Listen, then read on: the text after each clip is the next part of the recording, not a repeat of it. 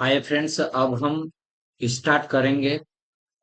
और जैसे जनरेशन वाला जो पार्ट है हमारा, उसके मेन पॉइंट्स के हम बात करेंगे। जितने भी इम्पोर्टेंट पॉइंट्स है उसको हम देखेंगे। एग्जाम पॉइंट ऑफ व्यू से हम देखेंगे। जैसे लेक लकासायर बाइलर दहन के किस श्रेणी में आते हैं, तो ये अंतः दहन की श्रेणी में आता है। किसमें? अंतः दहन की श्रेणी में आता है। 50 टन पर आवर तक ये मतलब रहता है। ठीक है। और काकरन जो बॉयलर रहता है, किस प्रकार के बॉयलर में आता है, तो खड़ा बॉयलर में आएगा। किसमें? एक खड़ा बॉयलर की श्रेणी में आएगा। बेककॉक और विलकॉक्स किस प्रकार का बॉयलर है, तो ये हॉरिजॉन्टल बॉयलर है। किस प्रकार का? हॉरिजॉन्टल बॉयलर है। ऐसा कौन सा बॉयलर है जो निम्न और मध्य दाब दोनों की श्रेणी में आता है, तो ये काकरन बॉयलर है जो निम्न और मध्य दोनों की श्रेणी में आता है। ठीक है। और स्टार्लिंग बॉयलर दाब के अनुसार किस श्रेणी में आते हैं, तो ये मध्य श्रेणी में आता है स्टार्लिंग। काकरन बॉयलर में उपजाई गई भाप का दाब अधिकतम कितना होता है, तो ये 15 kg पर सेंटीमीटर स्क्वायर होता है। काकरन बॉयलर में उपजाई गई भाप का दाब। ठीक है। काकरन बॉयलर की अधिकतम क्षमता कितनी होती है? अधिकतम क्षमता की बात करेंगे तो ये 3600 kg पर आवर रहती है ये। ठीक है। पर आवर रहेगी 3600 kg। तो इसको ध्यान देना है हमें। आगे बढ़ेंगे कि इसमें देखो हमारे पास क्या है। फर्स्ट वाला क्वेश्चन, बेककॉक और विलकॉक्स बॉयलर में उपजाई गई भाप का दाब कितना होता है, तो ये होता है 10 से 100 बार। एक बार में 1 kg पर सेंटीमीटर स्क्वायर होता है। ठीक है। बेकॉक और विल्कोस बॉयलर की क्षमता होती है, तो ये कितने रहते हैं? 10 से 100 टन तक रहते हैं ये। रेल इंजन बॉयलर की भाप भाप उपजाने की क्षमता कितनी रहती है, तो भाप उपजाने की क्षमता 1 से 4 टन होती है। कितनी? 1 से 4 टन रहती है ये। ठीक है। और बेंसन बॉयलर में उपजाई गई भाप का तापमान होता है, तो 650 डिग्री सेल्सियस होता है। कितना? 650 डिग्री। एक हरा परिचालन बॉयलर में भाप उपजाई जाती है, तो उच्च दाब पर। कैसी? एक हरा परिचालन बॉयलर में उपजाई जाती है तो उच्च दाब पर उपजाई जाती है। ठीक है। बेंसन बेंसन बॉयलर की भाप उपजाने की क्षमता कितनी होती है, तो ये 140 टन पर आवर रहती है बेंसन बॉयलर। ऐसे बॉयलर जो उच्च क्षमता के भाप उत्पादन की श्रेणी में आते हैं, तो 1000 टन से अधिक। ऐसे बॉयलर जो 1000 टन से अधिक रहते हैं वो उच्च बॉयलर की श्रेणी में आते हैं। स्टार्लिंग बॉयलर की क्षमता कितनी होती है, तो इसकी रहेगी 50 टन पर आवर रहेगी। और लंकासायर बॉयलर के भाप उत्पादन की क्षमता कितनी है, तो ये होगी 10 टन पर आवर से कम रहती है। लंकासायर कम में रहती है। ठीक है। स्टार्लिंग बॉयलर में उपजाई का भाप का दाब कितना होता है, तो 60 kg पर सेंटीमीटर स्क्वायर रहेगा ये। ठीक है। उच्च स्तर के कोयले में कितनी कैलोरी रहती है? उच्च स्तर के कोयले में कैलोरी 7000 से 8000 कैलोरी किलो कैलोरी पर किलोग्राम में रहेगी। ठीक है। 1 किलो यूरेनियम में कितनी ऊष्मा उत्पन्न होती है, तो 1 किलो यूरेनियम में 2 × 10⁻⁻⁰ किलो कैलोरी के बराबर रहती। किलो कैलोरी के बराबर रहेगी है। ठीक है। एक यूरेनियम में 2 × 10⁻10। ठीक है। रेल इंजन बॉयलर की क्षमता कितनी होती है, तो रेल इंजन बॉयलर की क्षमता की बात करेगा 2 से 4 टन पर आवर रहती है रेल इंजन बॉयलर। कार्बोरेटर का प्रयोग कहाँ किया जाता है, तो एसआई इंजन में किया जाता है ये कार्बोरेटर का प्रयोग। किसी उत्पादन क्षमता का माप गुणांक किसी उत्पादन क्षमता का मांग गुणांक क्या है? डिमांड फैक्टर की बात करें तो मैक्सिमम डिमांड बटे connected load.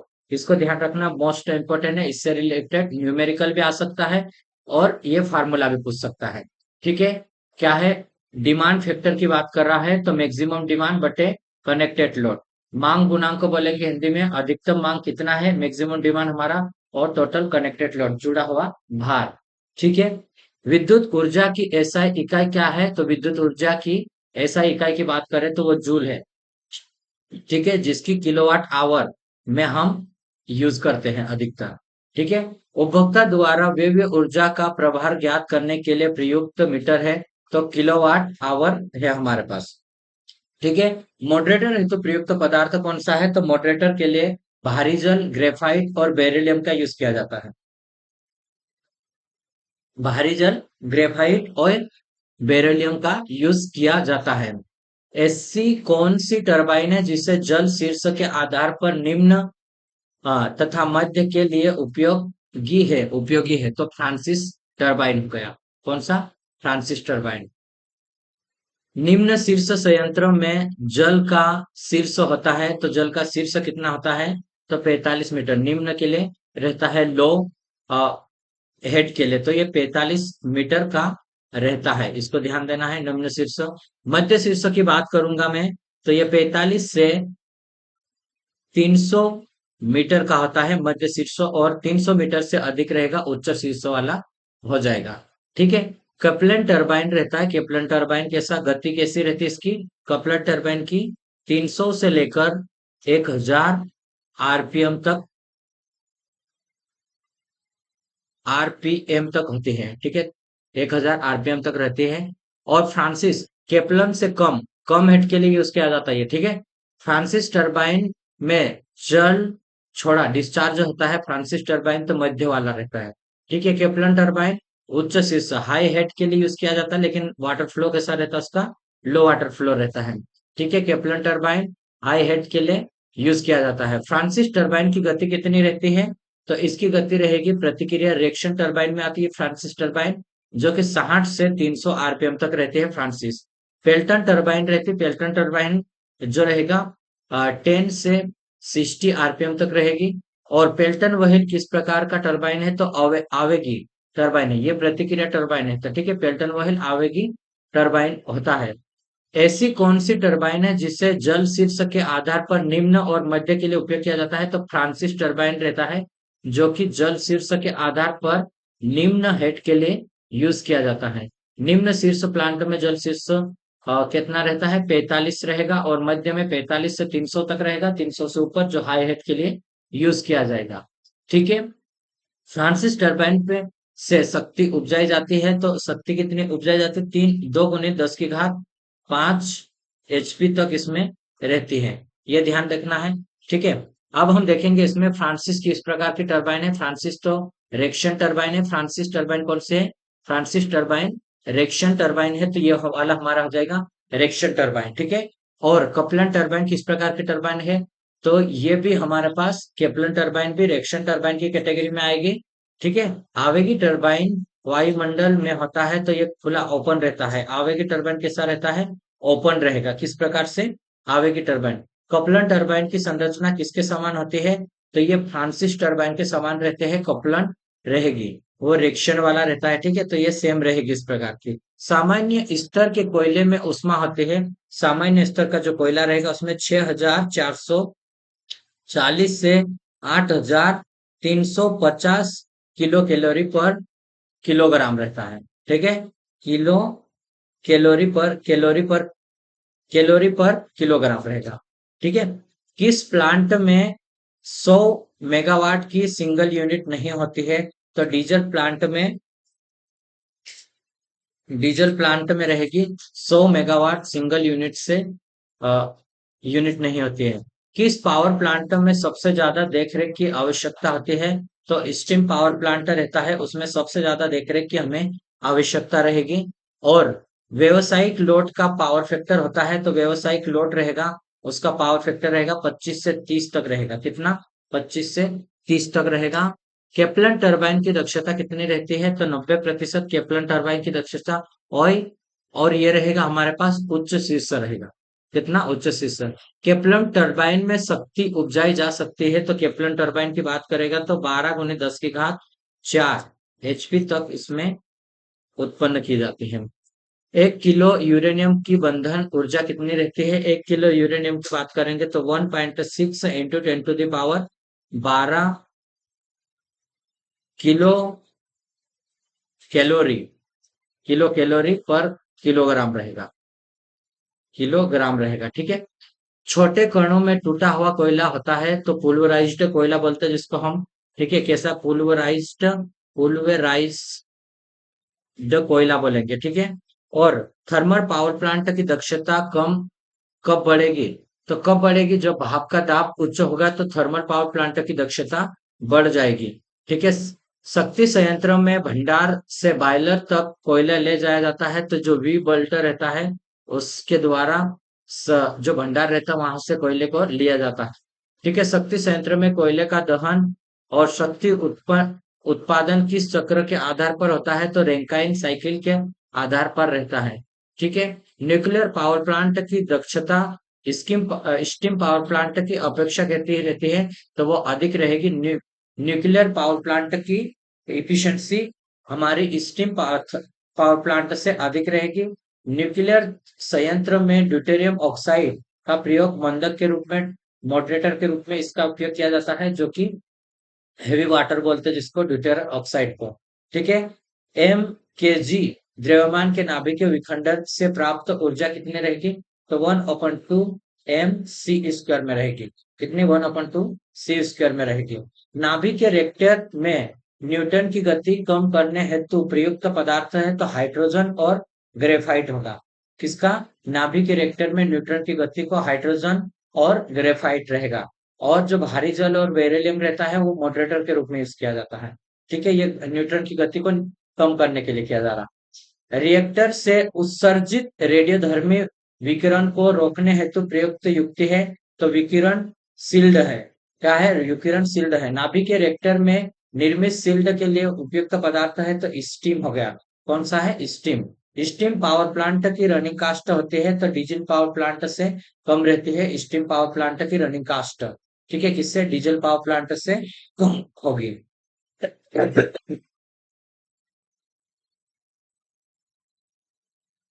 Hydro power plant की रनिंग कास्ट की बात करेंगे तो ये सबसे कम रहेगी हाइड्रो पावर प्लांट की रनिंग कास्ट, क्योंकि वाटर का यूज करते हैं हम तो वो उसमें कम रहेगी। स्थिर पावर प्लांट पर ली गई धारा न्यूनतम होगी जब यूनिटी पावर फैक्टर पे वह काम करेगा तब धारा कम होगी। ठीक है। पनडुब्बी में प्रयुक्त शक्ति कैसे होती? बैटरी का यूज करेंगे हम पनडुब्बी में। किसका यूज करेंगे? बैटरी का यूज किया जाता है। किस प्लांट का प्रचालन मूल्य सबसे अधिक होता है? तो इसका प्रचालन रनिंग कास्ट डीजल की सबसे ज्यादा रहती है क्योंकि डीजल का कास्ट ज्यादा रहेगा। ठीक है। घरेलू उपभोक्ता किसके पास अधिक प्रकाश और पंखा भार है? इसके लिए कौन सा क्रेडिट सबसे अधिक उपयुक्त है? तो सर्पी स्केल प्रशुल्क। कौन सा? सर्पी स्केल प्रशुल्क रहेगा। ठीक है। डीजल इंजन की यांत्रिक दक्षता कितनी रहती है? VHP बटे IHP। डीजल इंजन की तुलना में पेट्रोल इंजन की तापीय क्षमता कितनी होती है? तो कम होती है ये। ठीक है। इसको ध्यान रखना। अब हम इसको देखेंगे और इम्पोर्टेंट ये पॉइंट है हमारे पास, इनको देख लेते हैं। ठीक है। किसी संयंत्र के लोड फैक्टर का मान अधिक होने से उत्पादित यूनिट की कीमत कैसे रहेगी? लोड फैक्टर का मान अधिक होने से उत्पादित यूनिट की कीमत कम हो जाएगी।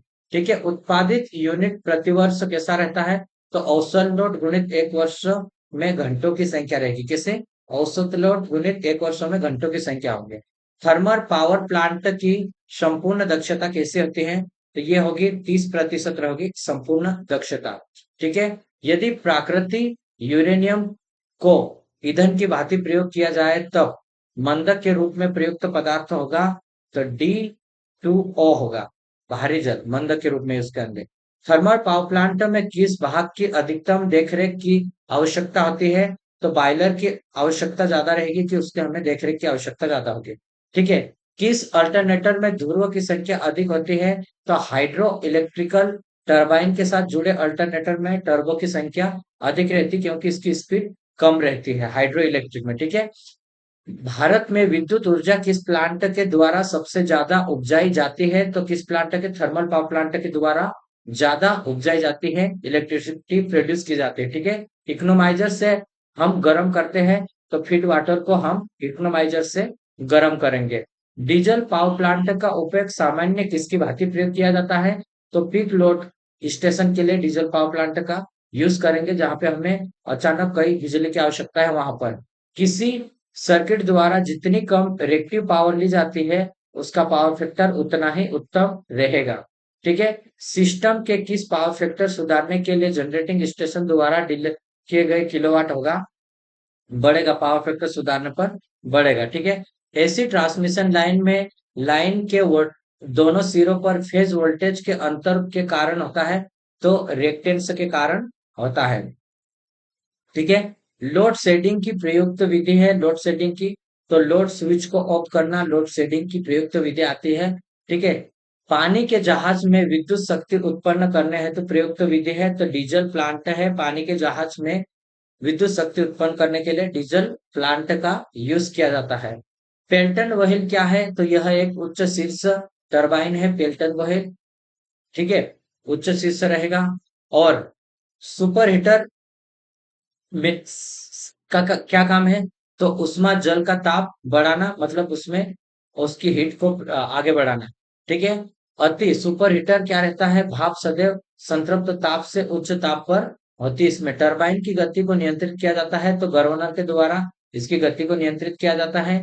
डीजल पावर प्लांट की running cost steam power plant की अपेक्षा कैसी रहेगी, अधिक रहेगा। डीजल पावर प्लांट की रनिंग कास्ट स्टीम की तुलना में अधिक रहेगी।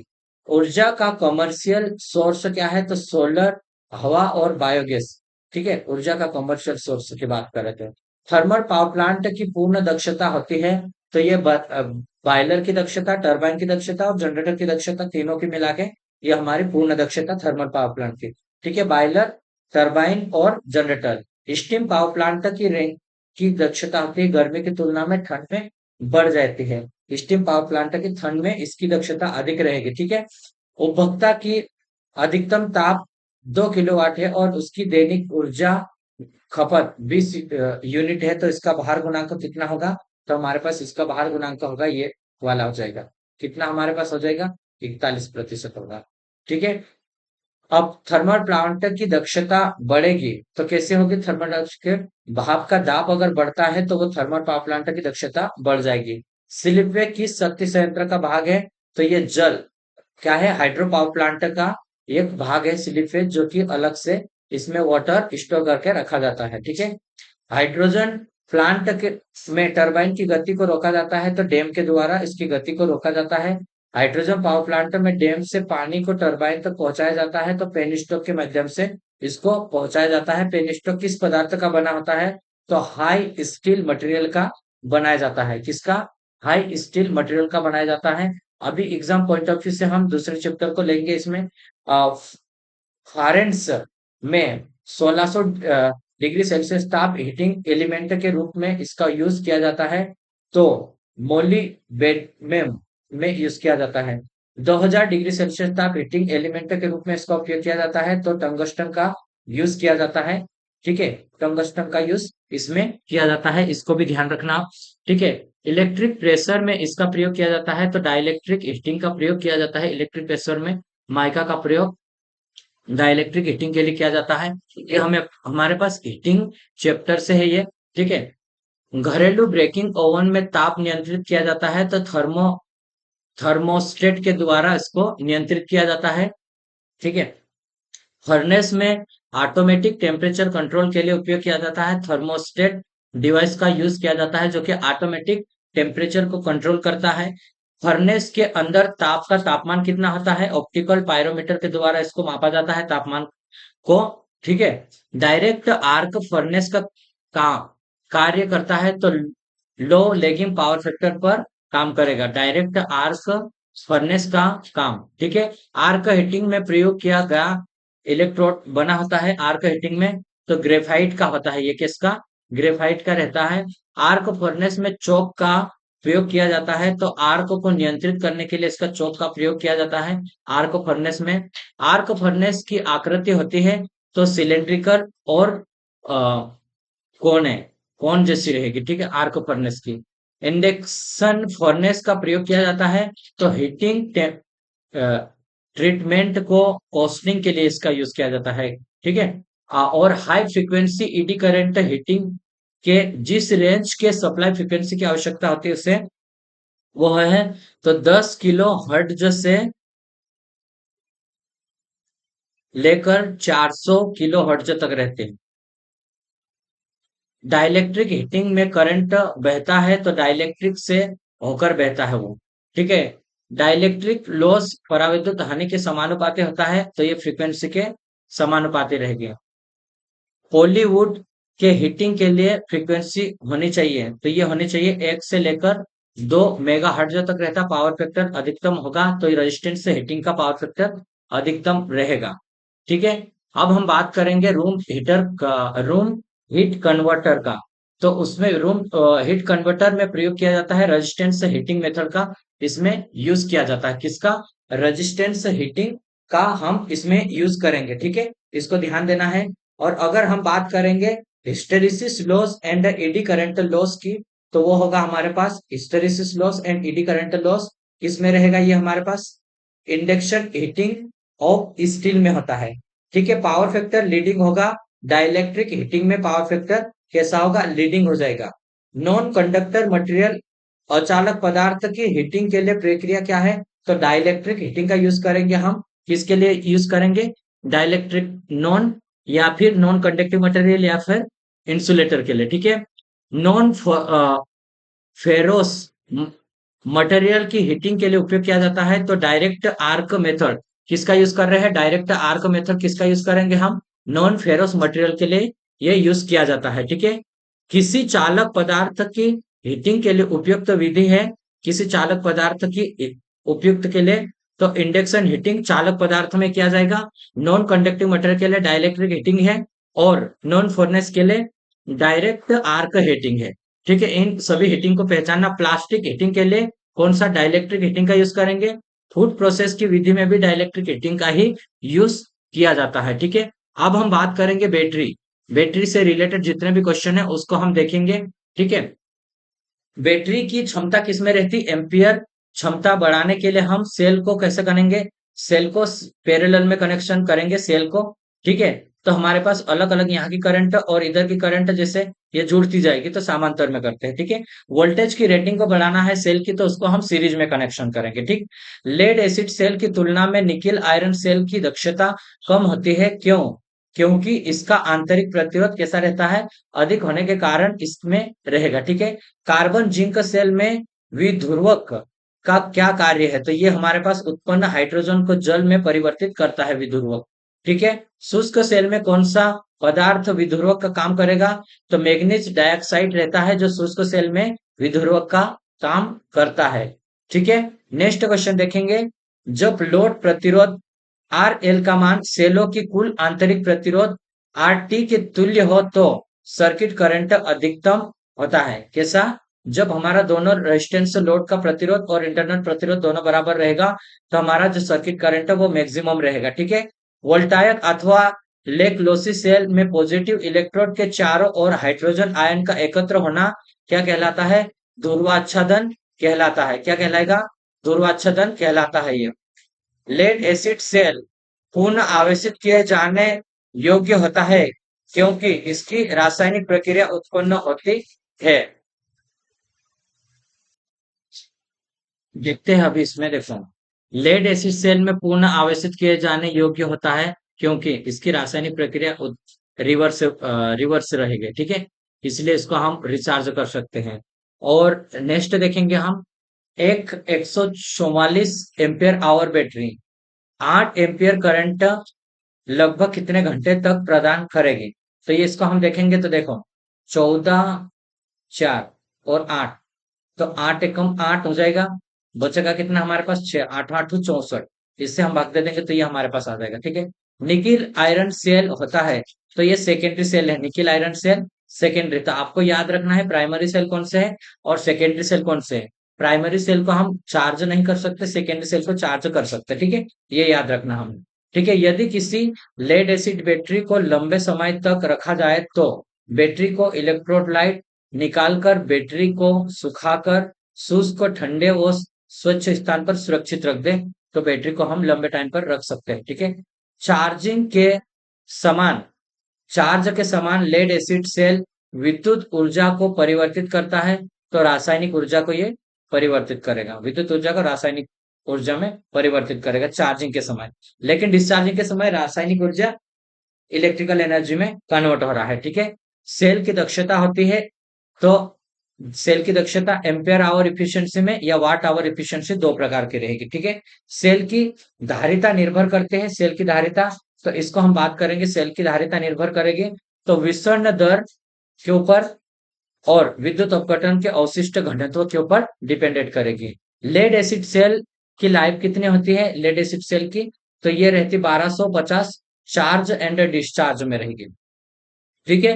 बैटरी की कैपेसिटी डिपेंडेंट करती है तो रेट ऑफ चार्जिंग के ऊपर डिपेंड करेगी, रेट ऑफ चार्जिंग क्या है, ठीक है। एम्पियर आवर इफिशियंसी को किस और नाम से जाना जाता है, एम्पियर आवर इफिशियंसी को क्वांटिटी इफिशियंसी के नाम से भी जाना जाता है। एक फेराडे के बराबर होता है लगभग, तो ये होगा एक फेराडे के बराबर होगा तो ये 96,500 गुलाम के बराबर होगा। संचायक सेल की धारिता मापी जाती है एम्पियर आवर में, मापी जाती है एम्पियर आवर में, होते तो आवेश होता है एम्पियर आवर, क्यू बराबर क्या होता है आई और टी, ये एम्पियर आवर में रहेंगे, ठीक है। ये एम्पियर और आवर चार्ज में। विद्युत विक्षेपण के लिए डीसी उपयोग किया जाता है, क्या किसका उपयोग किया जाता है, डीसी का उपयोग किया जाता है। फेराडे मात्रक है, फेराडा किसका मात्रक है, तो ये हो गया हमारे पास आवेश का, ठीक है। नेक्स्ट है प्लेटिंग किस सिद्धांत पर काम करता है, तो फेराडे के इलेक्ट्रोलिसिस नियमों के ऊपर काम करेगा। लेड एसिड बैटरी में पूर्ण आवेशन के पश्चात एसिड को विशिष्ट घनत्व कितना होता है, तो इसका घनत्व 1.21 रहेगा, ठीक है, फुल चार्ज की कंडीशन में। लेड एसिड सेल की धनात्मक प्लेट बनी होती है, तो ये बनी रहती है पी बी और 2 की बनी हुई, ठीक है।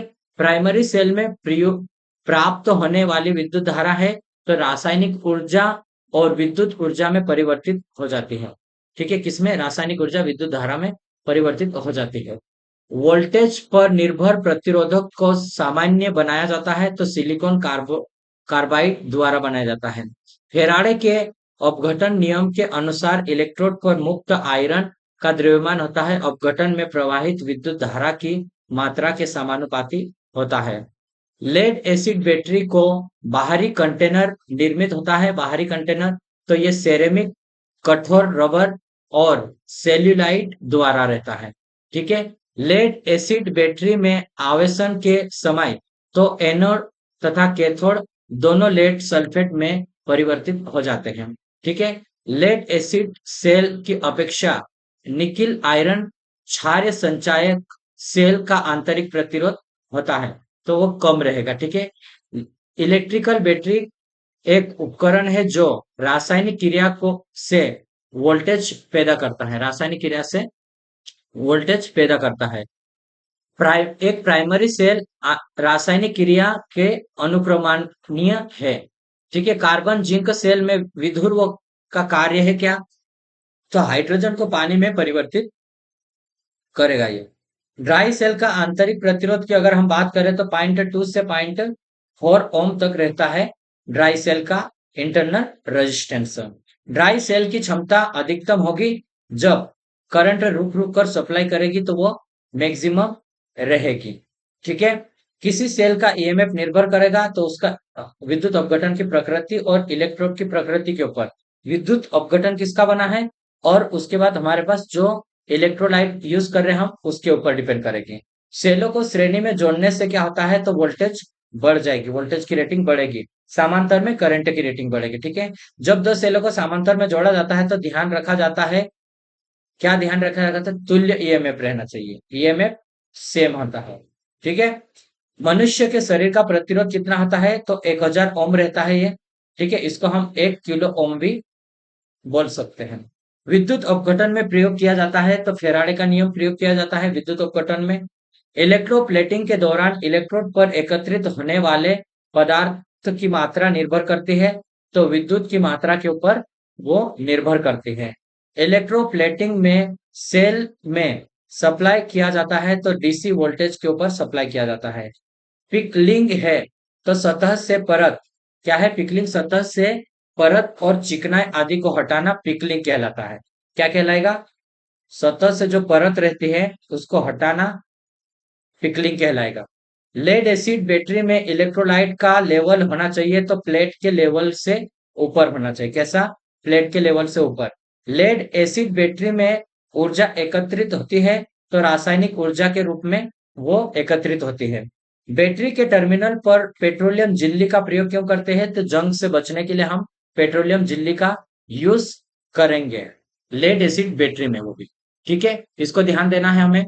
बैटरी में सेपरेटर का उपयोग क्यों किया जाता है? तो आंतरिक शॉर्ट सर्किट से बचने के लिए सेपरेटर का यूज किया जाता है। बैटरी में फिलर का प्रयोग किया जाता है तो गैसों के बहाव को अच्छा बनाने के लिए फिलर का यूज किया जाता है। बैटरी की प्लेट डिफ्लेक्टिव है या नहीं, यह पता लगाने के लिए हम टेस्ट करेंगे तो कैडमियम टेस्ट का यूज किया जाता है। किसका? कैडमियम टेस्ट का यूज किया जाता है। और बैटरी की सामर्थ्य प्रदर्शित की जाती है तो एम्पियर आवर में इसकी रेटिंग, इसकी सामर्थ्य को प्रदर्शित की जाती है। एम्पियर आवर में भी प्रदर्शित की जाती है, ये वाला है। ठीक है, बैटरी की सामर्थ्य अधिक प्रभावित होती है तो कब होगी? निरावेशित दर पर, डिस्चार्जिंग कंडीशन में। इलेक्ट्रोप्लेटिंग की प्रक्रिया में इलेक्ट्रोड पर मुक्त होने वाले पदार्थ की मात्रा निर्भर करती है तो विद्युत धारा की मात्रा के ऊपर निर्भर करेगी। पिकलिंग का अर्थ क्या है? सतह से ग्रीस, पपड़ी इत्यादि को हटाना। ग्रीस को हटाना या फिर जो पपड़ी लगी हुई है उसमें बन जाती, जब वो लंबा समय होता है, उसको हटाने के लिए पिकलिंग। इलेक्ट्रोप्लेटिंग कार्य में सबसे आवश्यक वस्तु है तो दृष्टिकारी। ठीक है, इलेक्ट्रोप्लेटिंग में एसी को डीसी में करने के लिए इसका यूज करेंगे हम। लेड एसिड बैटरी में टर्मिनल को जंग से बचने के लिए हम किसका? पेट्रोलियम झिल्ली का यूज किया जाता है। चांदी की परत चढ़ाने के लिए उपयुक्त अपघटन है चांदी एवं सिल्वर के डबल साइनाइड का विलयन करते हैं हम इसको। ठीक है, प्रकाश पर निर्भर करने वाला प्रतिरोध है तो कार्बन प्रतिरोध प्रकाश के ऊपर डिपेंडेंट रहता है। लेड एसिड बैटरी में पृथक्कारी का कार्य है तो धनात्मक और ऋणात्मक प्लेटों को विद्युत रोधी बनाएगा वो। ठीक है, आवेशन के समय बैटरी के टर्मिनल पर वोल्टेज कितना होगा? तो आवेश के बढ़ने के साथ कम हो जाता है टर्मिनल वोल्टेज चार्जिंग होने के साथ में। लेड एसिड बैटरी में PbSO4 केवल धनावेशित प्रक्रिया में बना रहता है। ठीक है, बैटरी का आंतरिक प्रतिरोध कम होने की स्थिति में टर्मिनल वोल्टेज कम होगा।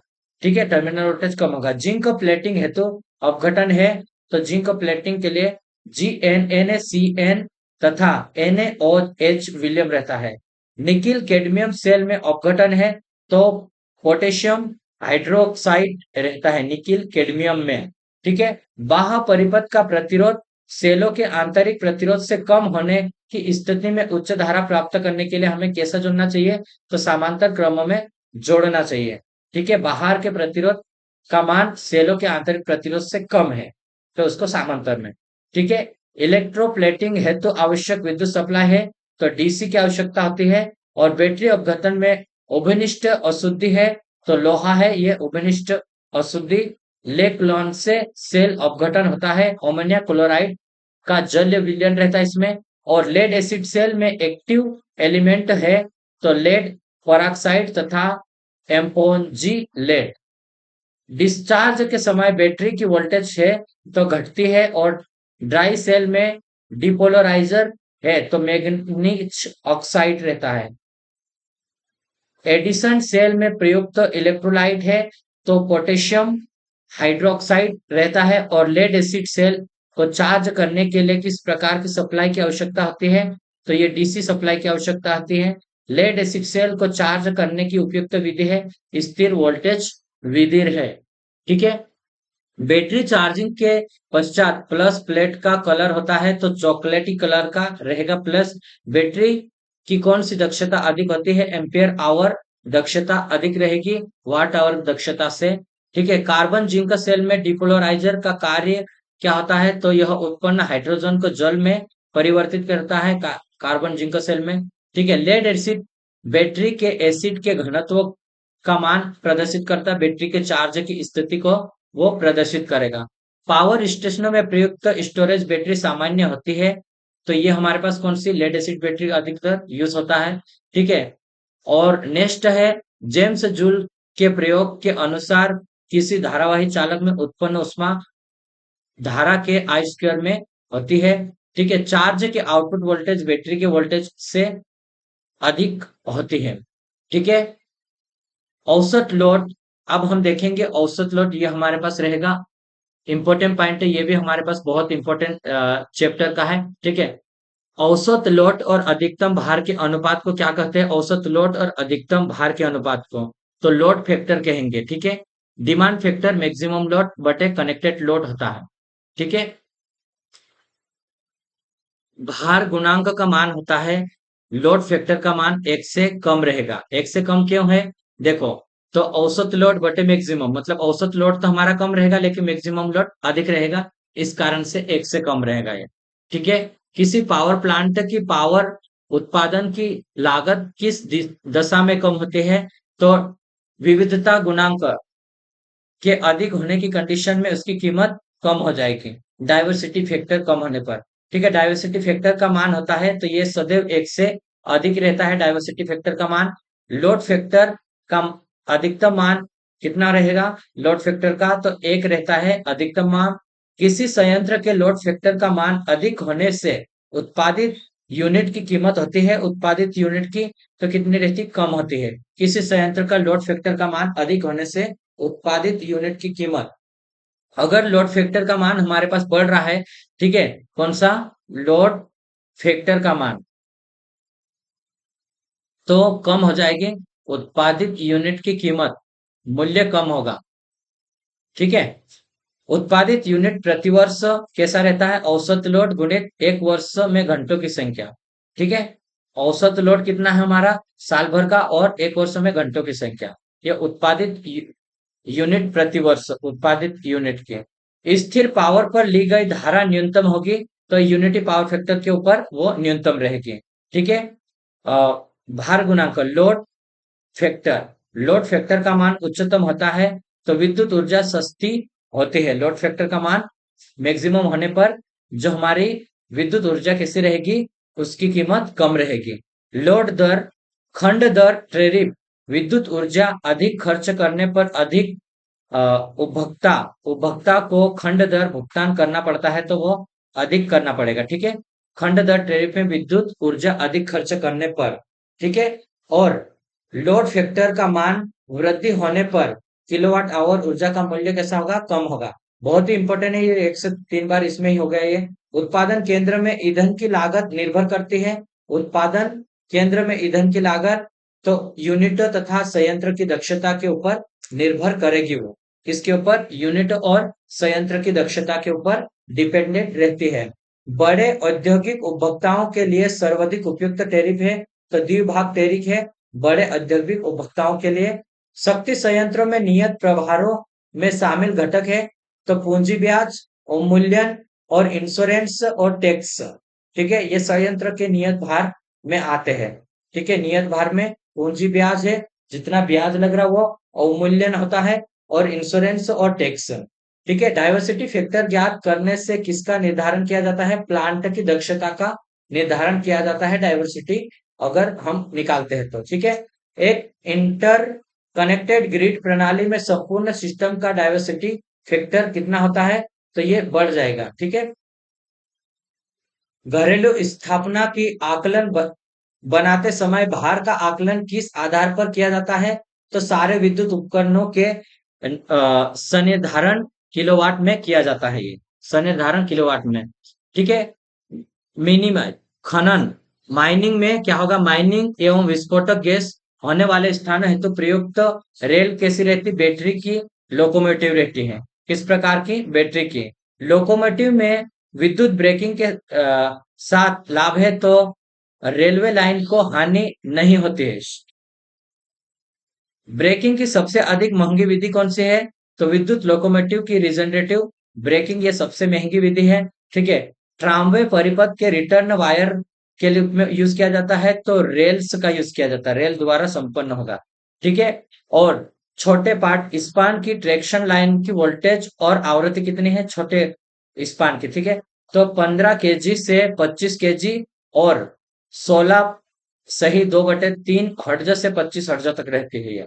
ठीक है, छोटे पार्ट स्पान टेक्शन के लिए। सब अर्बन रेलवे में प्रयुक्त डीसी वोल्टेज कितना रहता है? तो 1500 वोल्ट से लेकर 3000 वोल्टेज तक रहता है, उपनगरीय में यूज किया जाता है। ठीक है। रेलवे विद्युतीकरण है तो सबसे अधिक उपयुक्त पद्धति कौन सी है? तो केंडो प्रणाली सबसे अधिक विद्युतीकरण में यूज किया जाता है इसका। कोस्टिंग पीरियड में गाड़ी कैसी रहती है? कोस्टिंग पीरियड तो केवल संवेग से चलती रहती है और गाड़ी की विद्युत शक्ति बंद कर दी जाती है। ठीक है। कोस्टिंग पीरियड में कैसा रहता है? जो संवेग रहता है उससे वो चलती रहेगी, लेकिन उसको सप्लाई से डिस्कनेक्ट कर देंगे हम। ठीक है। नोचिंग ऑफ पीरियड क्या रहता है? गाड़ी का त्वरण स्थिर हो जाता है। नोचिंग ऑफ पीरियड में गाड़ी का त्वरण कैसा रहता है? स्थिर रहेगा। लंबी दूरी वाले विद्युत रेलों में यात्री डिब्बों के प्रतिपादन का उपयोग किसमें किया जाता है? तो इसमें क्या रहता है? जनरेटर और बैटरी की व्यवस्था की जाती है। जो लंबी दूरी रहती है उन ट्रेनों में क्या करते हैं हम, जो डिब्बों में लाइट के लिए और फैन को ऑन कर रखने के लिए हम क्या करेंगे? जनरेटर का साथ में यूज करेंगे और बैटरी का यूज हम करेंगे वहां पर। ठीक है। केंडो पद्धति में मतलब एकल कला विद्युत सप्लाई त्रिकला सप्लाई परिपथ किया जाता है, तो ये किसका यूज करेंगे हम? केंटो में एक कला सिंगल फेज सप्लाई और त्रिकला में परिवर्तित, एक फेज को 3 फेज में परिवर्तित किया जाता है उसमें। ठीक है। फ्री रनिंग एवं कोस्टिंग समय किस पद्धति की सबसे अधिक होता है? तो मुख्य लाइन सेवा में यह सबसे अधिक रहता है। किस पद्धति में रखरखाव मेंटेनेंस की आवश्यकता न्यूनतम होती है? तो विद्युत लोकोमोटिव में सबसे कम इसकी रखरखाव मेंटेनेंस की आवश्यकता होती है। एक आदर्श ट्रैक्शन पद्धति की विशिष्टता कैसी होती है? तो उच्च प्रारंभिक ट्रैक्टिव शक्ति, ट्रैक्टिव एफोर्ट रहता है इसमें, अस्थायी प्रतिभार सहन करने की शक्ति एवं सरल गति नियंत्रण रहता है उसमें। मुख्य रेल सेवा और उपनगरीय सेवा की गति समय अभिलक्षण का मुख्य अंतर क्या है? तो कोस्टिंग काल, ये इसका अंतर रहता है। मुख्य रेल सेवा और उपनगरीय रेल सेवा में यह परिवर्तन रहेगा। ठीक है। विद्युत रेल को चलाने में व्यय ऊर्जा का उपयोग होता है, तो त्वरण उत्पन्न करने में और ढाल पर जाते समय गुरुत्व शक्ति के विरोध कार्य करने में और गति अवरोध रेजिस्टेंस टू मोशन की पूर्ति में। ठीक है। किस प्रणाली में सर्वाधिक असंतुलन बल कार्य करता है? तो भाप लोकोमोटिव में सर्वाधिक असंतुलन बल काम करेगा इसमें। ठीक है। गाड़ी की निर्धारित गति को प्रभावित करने वाले गुणक फैक्टर स्टेशन पर गाड़ी रुकने का समय रहेगा इसमें। ठीक है। स्टीम लोकोमोटिव में इलेक्ट्रिकल पावर खालिस्तान से प्राप्त की जाती है, तो छोटे आकार के टर्बो जनरेटर से प्राप्त की जाती है। लोकोमोटिव पर सबसे महंगा ब्रेकिंग सिस्टम है, तो इलेक्ट्रिकल लोकोमोटिव पर रिजनरेटिव ब्रेकिंग सिस्टम महंगा रहता है। ठीक है। लोकोमोटिव ड्राइव के लिए उपयुक्त मोटर है, तो वार्ड लियोनार्ड विधि द्वारा कंट्रोल डीसी शंट मोटर का यूज करेंगे लोकोमोटिव ड्राइव के लिए उपयुक्त मोटर। किसी विशेष विशेष अनुप्रयोग के लिए कंट्रोल गियर का सिलेक्शन निर्भर करता है, तो ड्यूटी पर प्रारंभिक बल आघूर्ण, स्टार्टिंग टार्क और प्रारंभिक धारा की सीमा पर। ठीक है। होइस्ट मशीनरी के लिए उपयुक्त ड्राइव है, तो ये होगा वार्ड लियोनार्ड विधि द्वारा control DC shunt motor hoist machinery के लिए ड्राइव रहता है। ठीक है। सिंक्रोनस मोटर का उसकी स्थिर गति के अतिरिक्त लाभ है, तो उच्च पावर फैक्टर पर लाभ रहेगा। ठीक है। सिंक्रोनस मोटर का क्रेन की क्षमता किस प्रकार प्रदर्शित की जाती है? तो ये टन में प्रदर्शित की जाती है क्रेन की क्षमता। मोटर सर्किट में स्टैटिक फ्रीक्वेंसी चेंजर्स का क्या उपयोग है? स्पीड रेगुलेशन का उपयोग है इसमें। सेंट्रीफ्यूगल पंप सामान्य खालिस्तान मोटर प्रयोग की जाती है, तो पिंजरा square cage rotor induction motor प्रयोग की जाती है। ठीक है। किनिक ड्राइव के लिए उपयुक्त मोटर है, तो कोस्केट कंट्रोल्ड एसी मोटर है। बेल्ट कन्वेयर में प्रारंभिक बलाघूर्ण उच्च होता है। बेल्ट कन्वेयर के लिए उपयुक्त मोटर है, तो डायरेक्ट ऑनलाइन स्टार्टर के साथ पिंजरा रोटर रहेगा, स्क्वायर केज। ठीक है। ये हमारे पास रहेगा। अब हम बात करेंगे इलेक्ट्रॉनिक के, बेसिक इलेक्ट्रॉनिक पे आ जाते हैं। ठीक है। तो बेसिक इलेक्ट्रॉनिक में हम देखें पीएन जंक्शन डायोड को रिवर्स बायस में होता है, तो जंक्शन पर धारा प्रवाह होता है, तो आवेशों के अनुगमन धारा के कारण इसमें धारा प्रवाहित होगा जब रिवर्स बायस में होगा तो। ठीक है। नेक्स्ट है शुद्ध अर्धचालक में अशुद्धि मिलाने की प्रक्रिया को क्या कहते हैं हम? डोपिंग कहते हैं। इंटरनल डायोड का प्रयोग होता है तो एसी एंड डीसी दोनों में यूज किया जाता है। जंक्शन पोटेंशियल होता है तो इलेक्ट्रोस्टैटिक पोटेंशियल जंक्शन पोटेंशियल होता है। सिलिकॉन पीएन जंक्शन के लिए किनी वोल्टेज का मान कितना रहता है? 0.7 रहता है। और अगर जर्मेनियम की बात करता हूं तो वो 0.3 रहता है। ठीक है। जंक्शन में रिवर्स करंट मूवमेंट होता है तो वो रिवर्स करंट से मेजोरिटी कैरियर के कारण रिवर्स करंट रहता है, और फॉरवर्ड करंट रहेगा वो माइनॉरिटी कैरियर के कारण रहेगा। ठीक है। डोपिंग के कारण प्रतिरोध घट जाएगा और उसकी कंडक्टिविटी बढ़ जाएगी। ठीक है। सामान्य डायोड में डोपिंग की सांद्रता होती है तो 1/10⁸ भाग को हम उसमें डोप्ड करेंगे। ठीक है, डोपिंग करेंगे। जिनर डायोड प्रयोग किया जाता है तो वोल्टेज रेगुलेशन के रूप में इसका हम यूज करते हैं जिनर डायोड का। और टनल डायोड में अशुद्धि मिलाने की प्रक्रिया है, 1/10⁻³ भाग मिलाते हैं इसको। ठीक है। डायोड का उपयोग किया जाता है रेक्टिफायर के रूप में किया जाता है। डायोड है एक यूनिडायरेक्शनल डिवाइड है, और डायोड वोल्टेज कंट्रोल डिवाइस की कैटेगरी के में आएगा।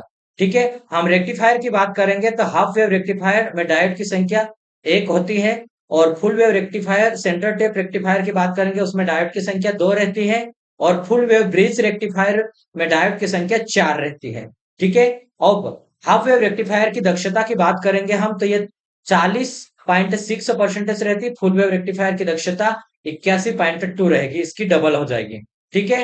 और डायोड में वह फॉरवर्ड वोल्टेज जिस पर धारा का चालन शुरू हो जाता है उसे हम किनी वोल्टेज बोलते हैं, और सिलिकॉन में 0.7 वोल्टेज मिलने पर वो ऑपरेट हो जाएगा, और जर्मेनियम में 0.3 वोल्ट मिलने पर। ठीक है। डायोड में वह रिवर्स बायस वोल्टेज जिस पर जंक्शन ब्रेक हो जाता है कहलाता है, तो ब्रेक डाउन वोल्टेज कहलाता है।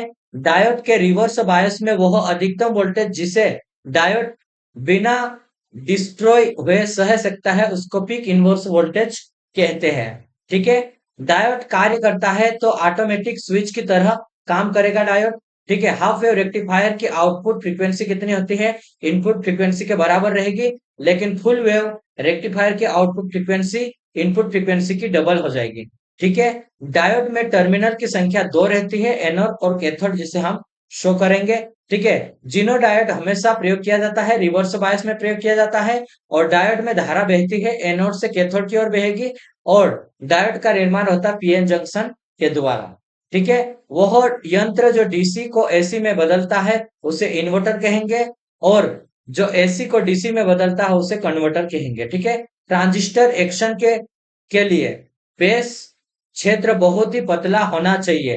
ट्रांजिस्टर कपल्ड एम्पलीफायर का प्रयोग किया जाता है, पावर एम्पलीफिकेशन में किया जाता है। ठीक है। प्रारंभिक और बीच बीच में इंटरमीडिएट स्टेज में प्रयोग किया जाता है आरसी कपल्ड एम्पलीफायर का यूज किया जाता है, और नेगेटिव वोल्टेज फीडबैक से एम्पलीफायर में डिस्ट्रॉय घटता है। ठीक है। Voltage amplifier RC coupled amplifier, power amplifier क्या रहता है? ट्रांसफार्मर कपल्ड एम्पलीफायर रहेगा, और अंतिम स्टेज पे ट्रांसफार्मर कपल्ड एम्पलीफायर का ही यूज किया जाता है। ठीक है। ट्रांजिस्टर क्या है? 3 टर्मिनल डिवाइस रहेगा, और ट्रांजिस्टर में 2 पीएन जंक्शन का यूज किया जाता है। उसमें 3 लेयर रहते हैं, 3 टर्मिनल रहते हैं। ठीक है।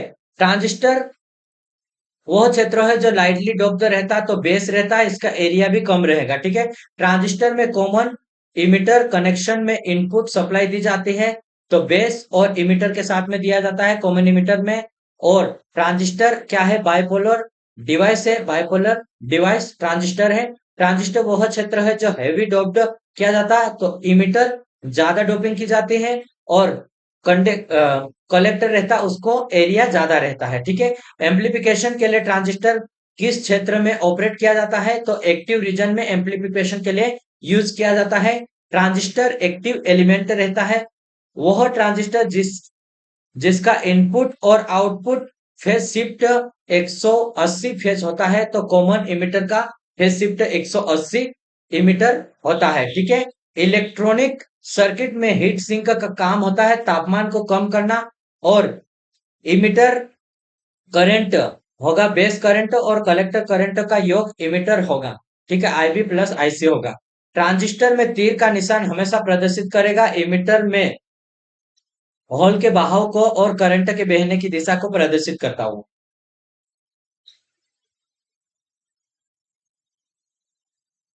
खुद की उष्मा के कारण ट्रांजिस्टर का नष्ट होना कहलाता है, तो थर्मल रनवे कहलाता, खुद की उष्मा के कारण। ठीक है, पीएनपी ट्रांजिस्टर इलेक्ट्रॉन को फ्लो करता है कलेक्टर एवं बेस लीड पर ट्रांजिस्टर के बाहर की तरफ करेगा ये। ठीक है, और वह बायसिंग जिसकी स्थिति सबसे अधिक रहती है, तो सेल्फ बायस रहता है, उसकी स्थिति सबसे अधिक रहती है। ट्रांजिस्टर में अधिकतम प्रयोग किया जाता है तो सेल्फ बायसिंग का। पीएन जंक्शन को फॉरवर्ड बायस करने पर डिप्लीशन क्षेत्र कम हो जाता है इसमें। ठीक है, कैसा डिप्लीशन क्षेत्र कम हो जाता है। आरसी कपल्ड एम्पलीफायर में आवृत्ति पर अनुक्रिया लो फ्रीक्वेंसी रिस्पॉन्स में सुधार किए उच्च धारिता का कपलिंग कैपेसिटेंस प्रयोग किया जाता है इसमें। और थ्री फेज ब्रिज रेक्टिफायर में प्रयुक्त डायोड कंडक्टर करता है तो 120 के लिए करता है। और एमिटर धारा का वह भाग जो कलेक्टर धारा बन जाता है उसको हम बोलेंगे ये वाला अल्फा आई ई। ठीक है, उत्तम स्थिति गुड स्टेबिलिटी के लिए ट्यून्ड परिपथ में होना चाहिए, हाई क्वालिटी फैक्टर होना चाहिए इसमें। ठीक है, एक उपयुक्त रूप से बायस्ड एनपीएन ट्रांजिस्टर में बेस कलेक्टर और एमिटर दोनों की तुलना में पॉजिटिव होता है, तो यह forward bias PN junction diode की डिफ्यूजन कैपेसिटेंस की धारा के सापेक्ष परिवर्तन होती है।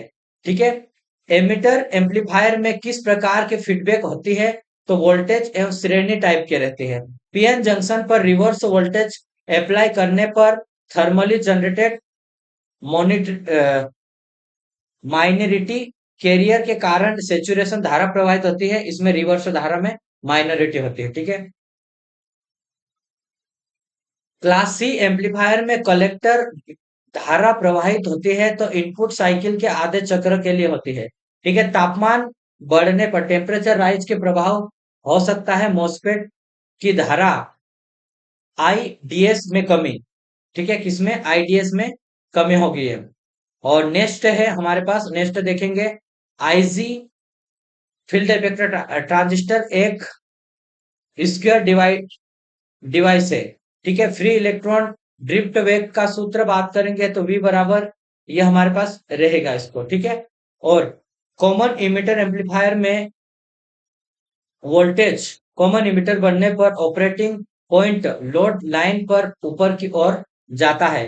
फेज शिफ्ट ऑसिलेटर में लूप गेन होता है तो 360 लूप गेन रहेगा। कट ऑफ फ्रीक्वेंसी उच्चतम हाई है तो कॉमन बेस में।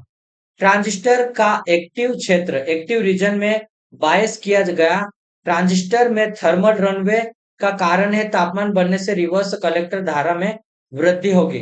ठीक है, परिस्थिति में एक ऑसिलेटर ऑसिलेशन करना बंद कर सकता है तो ट्रांजिस्टर गेन में कमी। एक इंडक्टिव लोड के परिपथ में कभी कभी फ्री व्हीलिंग डायोड कनेक्ट किया जाता है, इसका उद्देश्य है तो कंडक्टर इस प्रकार करना है कि कंडक्शन कोण घटकर पाए हो जाने। ठीक है, उचित रूप से प्रॉपर्टी बायस किए गए ट्रांजिस्टर में ईबी डिप्लीशन क्षेत्र छोटा और कॉमन बेस डिप्लीशन क्षेत्र बड़ा होता है। 1 मेगाहर्ट्ज स्तर की आवृत्ति जनरेट करने के लिए ऑसिलेशन कॉलफिट ऑसिलेटर का यूज किया जाता है। जिनोडायोड की कार्यप्रणाली निर्भर करती है प्रबल विद्युत क्षेत्र स्ट्रॉन्ग इलेक्ट्रिक फील्ड में प्रयोग करेगी और सहसंयोजी बंध कोवेलेंट बैंड टूटने के कारण। N channel junction field effect transistor में वीजीएस का मान ब्रेकडाउन वोल्टेज से कम तथा वीडीएस बढ़ाया जाता है। एस घटता है तथा जी बढ़ता है। ठीक है, फेज शिफ्ट ऑसिलेटर में प्रयुक्त किए जाते हैं आरसी कपल का। डिफरेंशियल एम्पलीफायर में इनपुट बायस धारा ऑफसेट आय होती है, क्योंकि इनपुट बायस धारा का वह अंतर डिफरेंस जिसके द्वारा आउटपुट ऑफसेट धारा का शून्य किया जा सके। ऑडियो फ्रीक्वेंसी रेंज की अधिक रेंज वाइड रेंज में दोलन उत्पन्न करने के लिए उपयुक्त ऑसिलेटर है तो वेन ब्रिज है। ठीक है, आईसीएस में प्रयुक्त कॉस्केट एम्पलीफायर प्राय होते हैं तो डायरेक्ट कपल्ड। ठीक है, डायरेक्ट कपल्ड रहेगा। कॉमन इमिटर एम्पलीफायर में एमिटर प्रतिरोध प्रयुक्त करने पर प्रभाव है वोल्टेज गेन में कमी। ठीक है, एक bipolar transistor Khalistan control device है जब कि फील्ड इफेक्ट एक वोल्टेज कंट्रोल डिवाइस रहेगा। Bipolar transistor current control device है जबकि field effect transistor voltage control device है। ठीक है, विभिन्न क्षेत्रों रेंज को डोपिंग की मात्रा उच्च से निम्न की और के अनुसार है तो एमिटर, कलेक्टर और बेस। एमिटर में सबसे ज्यादा डोपिंग है, उसके बाद कलेक्टर में, उसके बाद बेस में। और हम बात करेंगे सबसे ज्यादा साइज बड़ा तो कलेक्टर का, उसके बाद एमिटर का और उसके बाद बेस का। ठीक है, ऑक्साइड कॉन्टेक्ट कैथोड का उपयोग ट्यूब्स में होता है जिन्हें कम पावर हैंडल करने के लिए डिजाइन किए जाता है। ठीक है, कॉमन बेस कॉन्फ़िगरेशन को कम उपयोग में लाया जाता है तो इसकी इनपुट प्रतिबाधा कम लो होती है। सिंगल ट्यून्ड परिपथ की सिलेक्टिविटी निर्भर करती है परिपथ के प्रतिरोध पर, वो निर्भर करेगी। ट्रांजिस्टर का टर्न ऑफ टाइम सामान्य होता है 40 और वर्ग क्लास का एम्पलीफिकेशन हाफ वेव रेक्टिफायर के लिए तो ये हमारे पास बी वाला। N type field effector transistor में गेट सोर्स की तुलना में पॉजिटिव नहीं किया जाता है क्योंकि गेट से सोर्स की ओर धारा का प्रभाव रोकना आवश्यक है।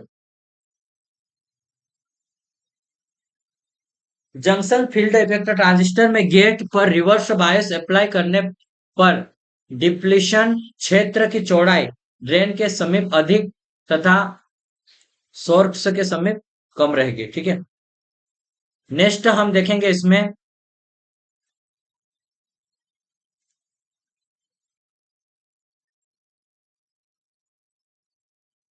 शुद्ध टंगस्टन का वर्क फंक्शन है तो वर्क फंक्शन कितना रहेगा इसका, तो ये हमारे पास हो जाएगा 4.5 इलेक्ट्रॉन वोल्ट। एक ऑक्साइड कोडेड एमिटर का वर्क फंक्शन देखेंगे तो ये कितना रहेगा ऑक्साइड कोडेड का, तो 1 इलेक्ट्रॉन वोल्ट हमारे पास रहेगा ये। ठीक है, और एक कार्बन कंपोजिशन का प्रतिरोध में बाएं से दाएं निम्न कलर की स्ट्रिप्स है तो ग्रीन, ब्लैक और गोल्ड रहेगी तथा सिल्वर प्रतिरोध का मान टॉलरेंस होंगे तो इसमें देखना हमें सिल्वर का, गोल्ड सिल्वर। ठीक है, तो इसकी रहेगी हमारे पास 10।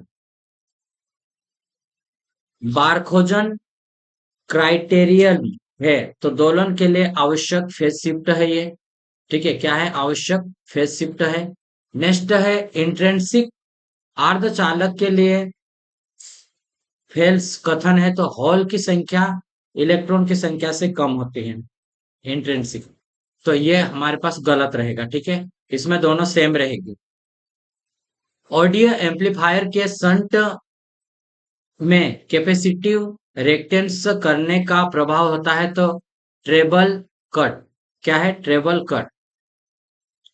डिफरेंशियल एम्पलीफायर में एमिटर प्रतिरोध प्रयुक्त करने का स्थिर धारा स्रोत उपलब्ध कराना है। क्या है स्थिर धारा स्रोत उपलब्ध कराना है। तो एम्पलीफायर की निम्न आवृत्ति लो फ्रीक्वेंसी पर अनुक्रिया सीमित होती है तो बाईपास कैपेसिटर द्वारा रहेगी। कॉमन कलेक्टर कॉन्फ़िगरेशन में ट्रांजिस्टर कनेक्ट करने पर प्राप्त होता है तो उच्च धारा गेन प्राप्त होता है इसमें और हाई इनपुट रेजिस्टेंस रहता है।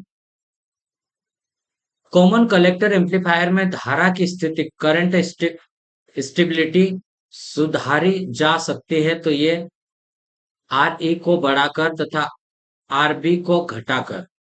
कॉमन एमिटर ट्रांजिस्टर की विशेषता है तो उच्च धारा और उच्च वोल्टेज गेन। ठीक है। इन्वर्टर का उपयोग कन्वर्ट करने के लिए किया जाता है, इन्वर्टर का डीसी को एसी में बदलने के लिए किया जाता है। सुपर कंडक्टर की आपेक्षिक चुंबकशीलता होती है तो ये होगी शून्य रहेगी। कैसी रहेगी? शून्य होगी। ठीक है। यदि वेन ब्रिज ऑसिलेटर में प्रयुक्त कैपेसिटर सी है तो ब्रिज की दोलन आवृत्ति समानुपाती होगी, तो ये 1/C रहेगी। कैसी? 1/C होगी। चालकों एवं अर्धचालकों, कंडक्टर्स एवं सेमीकंडक्टर्स को उनकी खालिस्तान के अनुसार संतोषजनक रूप से प्रदर्शित किया जाता है, तो बैंड गैप में हम इसको करेंगे। ठीक है। एक एम्पलीफायर का वोल्टेज गेन 50 है तो डेसिबल गेन होगा, तो इसका 34 डेसिबल गेन होगा। हार्टले दोलित्र की आवृत्ति होगी, तो इसकी आवृत्ति निकालने के लिए 1/2π√LC होगा। ठीक है। उच्च आवृत्ति परिपथ में हाई फ्रीक्वेंसी सर्किट के लिए सर्वाधिक उपयुक्त मोस्ट सुटेबल ट्रांजिस्टर है, तो ग्रोन डिफ्यूजन है। कौन सा? Grown diffusion transistor, grown diffusion transistor है। टनल डायोड इलेक्ट्रॉनों द्वारा पोटेशियम बैरियर को भेदने, पोटेशियम की संभावना सीमित होती है। कैसे होगी? संभावना इसकी सीमित रहेगी। परमाणु में इलेक्ट्रॉन की नेट ऊर्जा तब अधिकतम होगी जब नाभिक से अधिक, सबसे अधिक दूर ऑर्बिट होता है तो उसकी इलेक्ट्रॉन नेट अधिक रहेगी। ठीक है। नेक्स्ट बात करें तो ट्रांजिस्टर के दोनों जंक्शन फॉरवर्ड बायस में रहने पर वो सेचुरेशन रीजन में काम करेगा उस टाइम पे। ठीक है। फीडबैक उपलब्ध कराने के लिए किस ऑसिलेटर में कैपेसिटिव वोल्टेज डिवाइडर उपयोग किया जाता है? तो मल्टी वाइब्रेटेड डिवाइडर यूज किया जाता है। कॉमन इमिटर एम्पलीफायर की कितनी स्टेज कास्केड की जाए जिससे कि इनपुट सिग्नल की पोलैरिटी विपरीत हो जाए? तो 3। ठीक है। वोल्टेज स्टेबलाइजर के समान प्रयोग करने के लिए जिनर डायोड को ऑपरेट किया जाता है तो ब्रेकडाउन क्षेत्र के किन्हीं के समीप रिवर्स बायस में किया जाता है, किन्हीं के समीप रिवर्स बायस में ये किया जाता है। ठीक है। नेक्स्ट हम देखेंगे उच्च आवृत्ति क्षेत्र में एम्पलीफायर का व्यवहार कैसा रहता है, तो लो पास फिल्टर के समान रहता है एम्पलीफायर का व्यवहार। ठीक है। एक जंक्शन डायोड को फॉरवर्ड से रिवर्स बायस में स्विचिंग करने पर धारा को सेचुरेशन मान तक रिकवर करने में देरी होती है, तो इस विधि में अतिरिक्त माइनॉरिटी कैरियर लुप्त डिसिपेयर हो जाते हैं तथा जंक्शन पर माइनॉरिटी कैरियर का घनत्व शून्य हो जाता है। जंक्शन फील्ड इफेक्ट ट्रांजिस्टर प्रचालित होता है तो डिप्लीशन मोड में ये प्रचालित होता है। डायोड है तो 2 टर्मिनल वाला बाई डायरेक्शनल स्विच है, डायोड है। ठीक है। डिफरेंस एम्पलीफायर की बैंड विड्थ के समान होती है तो कॉस्केट एम्पलीफायर के समान रहती है। कैपेसिटर फिल्टर की विशेषता है तो कम लाइट लोड पर काम, रिपल और उच्च वोल्टेज। परिपथ की उसमें स्थिरता थर्मल स्टेबिलिटी कम होती है तो कॉमन इमिटर में कम रहती है। ऑसिलेशन में उपयोग किया जाता है तो पॉजिटिव फीडबैक एम्पलीफायर का पॉजिटिव फीडबैक का यूज किया जाता है। और ऑसिलेटर में इलेक्ट्रोलाइट सर्किट है जो कि हाई फ्रीक्वेंसी जनरेट करता है, इलेक्ट्रोलाइट सर्किट। ठीक है। वह ऑसिलेटर जिसमें कैपेसिटर टेपिंग का उपयोग किया जाता है तो यह कल्पित ऑसिलेटर है। ऑसिलेट ऑडियो फ्रीक्वेंसी ऑसिलेटर है तो विन ब्रिज ऑसिलेटर रहेगा। Radio frequency oscillator win bridge oscillator है। स्थिर मतलब कांस्टेंट फ्रीक्वेंसी प्राप्त करने के लिए किस प्रकार का ऑसिलेटर यूज करेंगे, तो स्थिर फ्रीक्वेंसी प्राप्त करने के लिए क्रिस्टल ऑसिलेटर का यूज किया जाता है। पीजो इलेक्ट्रिक इफेक्ट, पीजो विद्युत प्रभाव संबंधित है तो क्रिस्टल ऑसिलेटर से है ये। ऑसिलेटर क्या करता है, डीसी को एसी में कन्वर्ट करेगा, और ऑसिलेटर इलेक्ट्रिसिटी समरूप है तो अल्टरनेटर के। हार्टले एंड कल्पिट ऑसिलेटर का उपयोग किया जाता है तो वेरी हाई फ्रीक्वेंसी में और फ्रीक्वेंसी जनरेटेड करने के लिए यूज किया जाता है।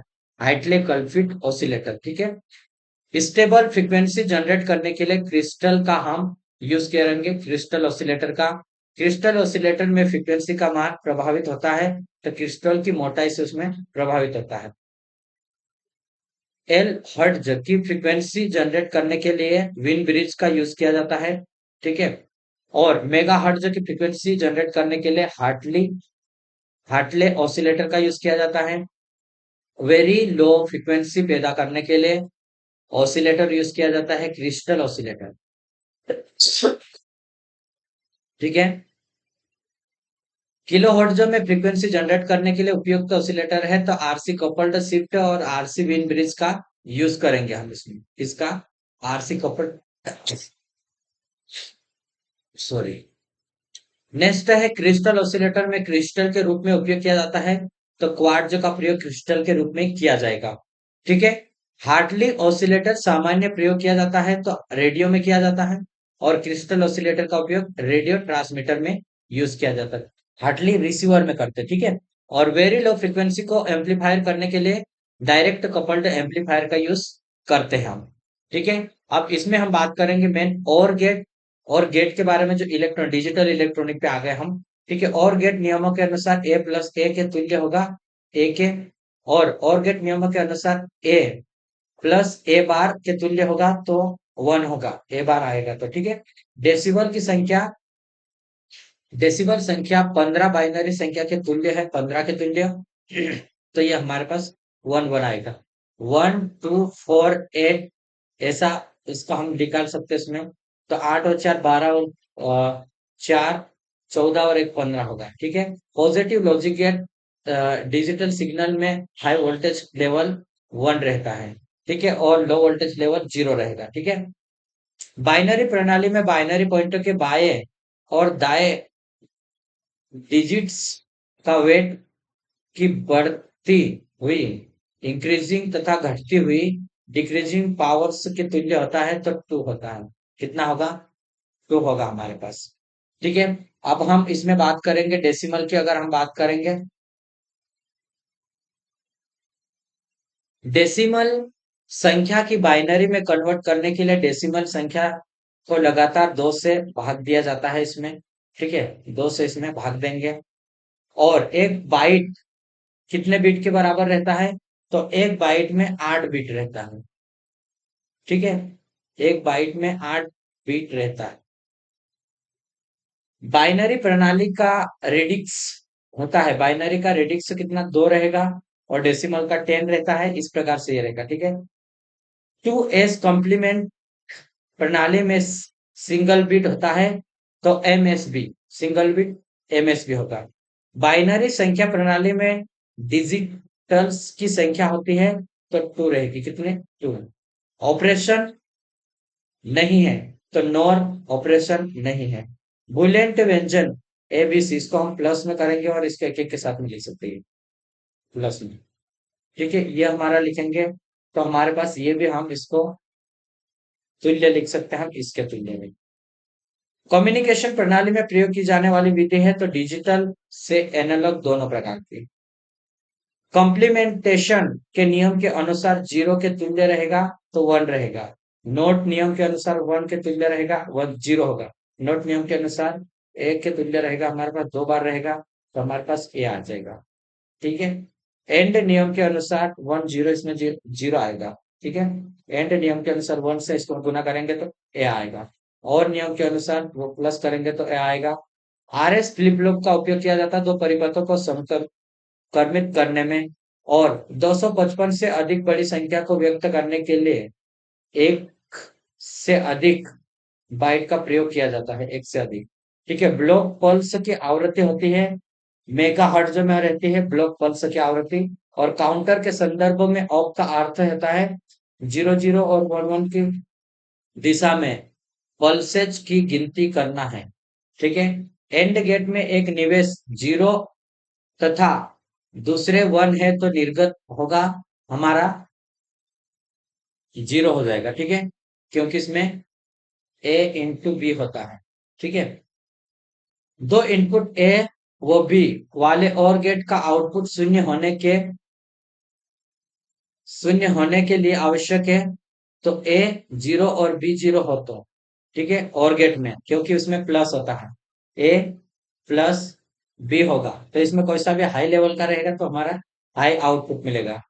निबिल के द्वारा कितने तक की दार्शनिक संख्या व्यक्त की जाती है? तो 0 से 15 तक दार्शनिक संख्या व्यक्त की जाती है। सामान्य गति में प्रयोग करते हैं तो दार्शनिक में इसका यूज करेंगे। कम्यूटेटर का मुख्य भाग है तो सीपीयू है इसका मुख्य भाग। और एक्स और गेट की सभी इनपुट ए है और गेट की आउटपुट होगी तो इनपुट ए रहने पर इसका 0 रहेगा। ठीक है, एक्स और गेट। बुलियन व्यंजन A bar B plus A B bar C plus कोष्टक में bar A plus B plus C bar में रहेगा तो सरलतम इसका रहेगा इसका हमारे पास A B plus B C. ठीक है, क्या है A B plus B C, हम इसको निकाल सकते कॉमन ए और बी।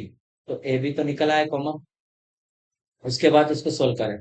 ठीक है, तो इसमें 7 बीट को लॉजिक का फैन आउट 50 से अधिक है तो उसमें सीमोस में बाइनरी संख्या के सेकेंड कॉम्प्लीमेंट का पूर्ण सेकेंड कॉम्प्लीमेंट लेने पर प्राप्त होगा तो ओरिजिनल ओरिजिनल प्राप्त होगा जो है वही। ठीक है, इसमें क्या होगा, बीसीडी संख्या प्राप्त करने के लिए प्रत्येक डेसिमल डिजिट को 4 बिट बाइनरी में प्रदर्शित किया जाता है। 54 की बाइनरी संख्या निकालना है तब इसको भी इस प्रकार से हम 54 से 2 से इसको काट जाएंगे, 2 से तो 2 दूनी 4, एक बचा दक्षिण भारत तो हमारे पास 0 बचा इसको। और 2 से 2 एकम 2 और 2 त्रिचे इसमें भी 0 बचा। इसके बाद हमारे पास ये हो जाएगा 2 से, इस तरह से हम इसको निकालेंगे। डेसिमल को बाइनरी में कन्वर्ट करना है ना, तो ये हमारे पास हो जाएगा 54 है ना यार, 52 पे 54 इसमें तो 2 से तो 2 और 7 तो 0 और 2, 2 एकम 2, 2 3 6 1, इस तरह से निकलेगा। ठीक है, तो ये हमारे पास आएगा इलेक्ट्रॉनिक। और जब हम इसको नीचे से लिखें, ठीक है, इसे कर जाएगा। इलेक्ट्रॉनिक काउंटर कितने प्रकार के होते हैं? तो 6 प्रकार के रहते काउंटर। फ्लिप फ्लॉप को अन्य किस नाम से जाना जाता है? मल्टी बाइनरी के नाम से इसको जाना जाता है।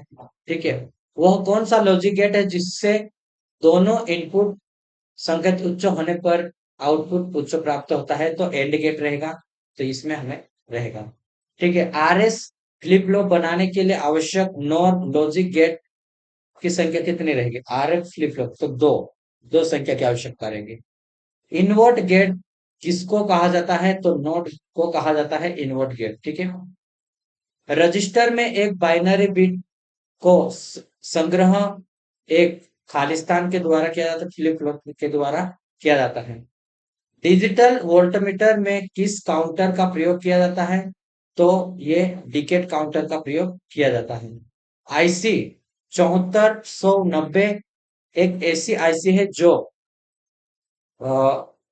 99 ट्रिपल 9 4 टाइम 9 गिनती कर सकती है। ठीक है, नेक्स्ट है एक बाइट के द्वारा कितने तक की दार्शनिक संख्या व्यक्त की जा सकती है? तो 0 से 255 तक। जब अनेक एनालॉग सिग्नलों को डिजिटल में कन्वर्ट करना होता है तब एनालॉग मल्टीप्लेयर का उपयोग किया जाता है।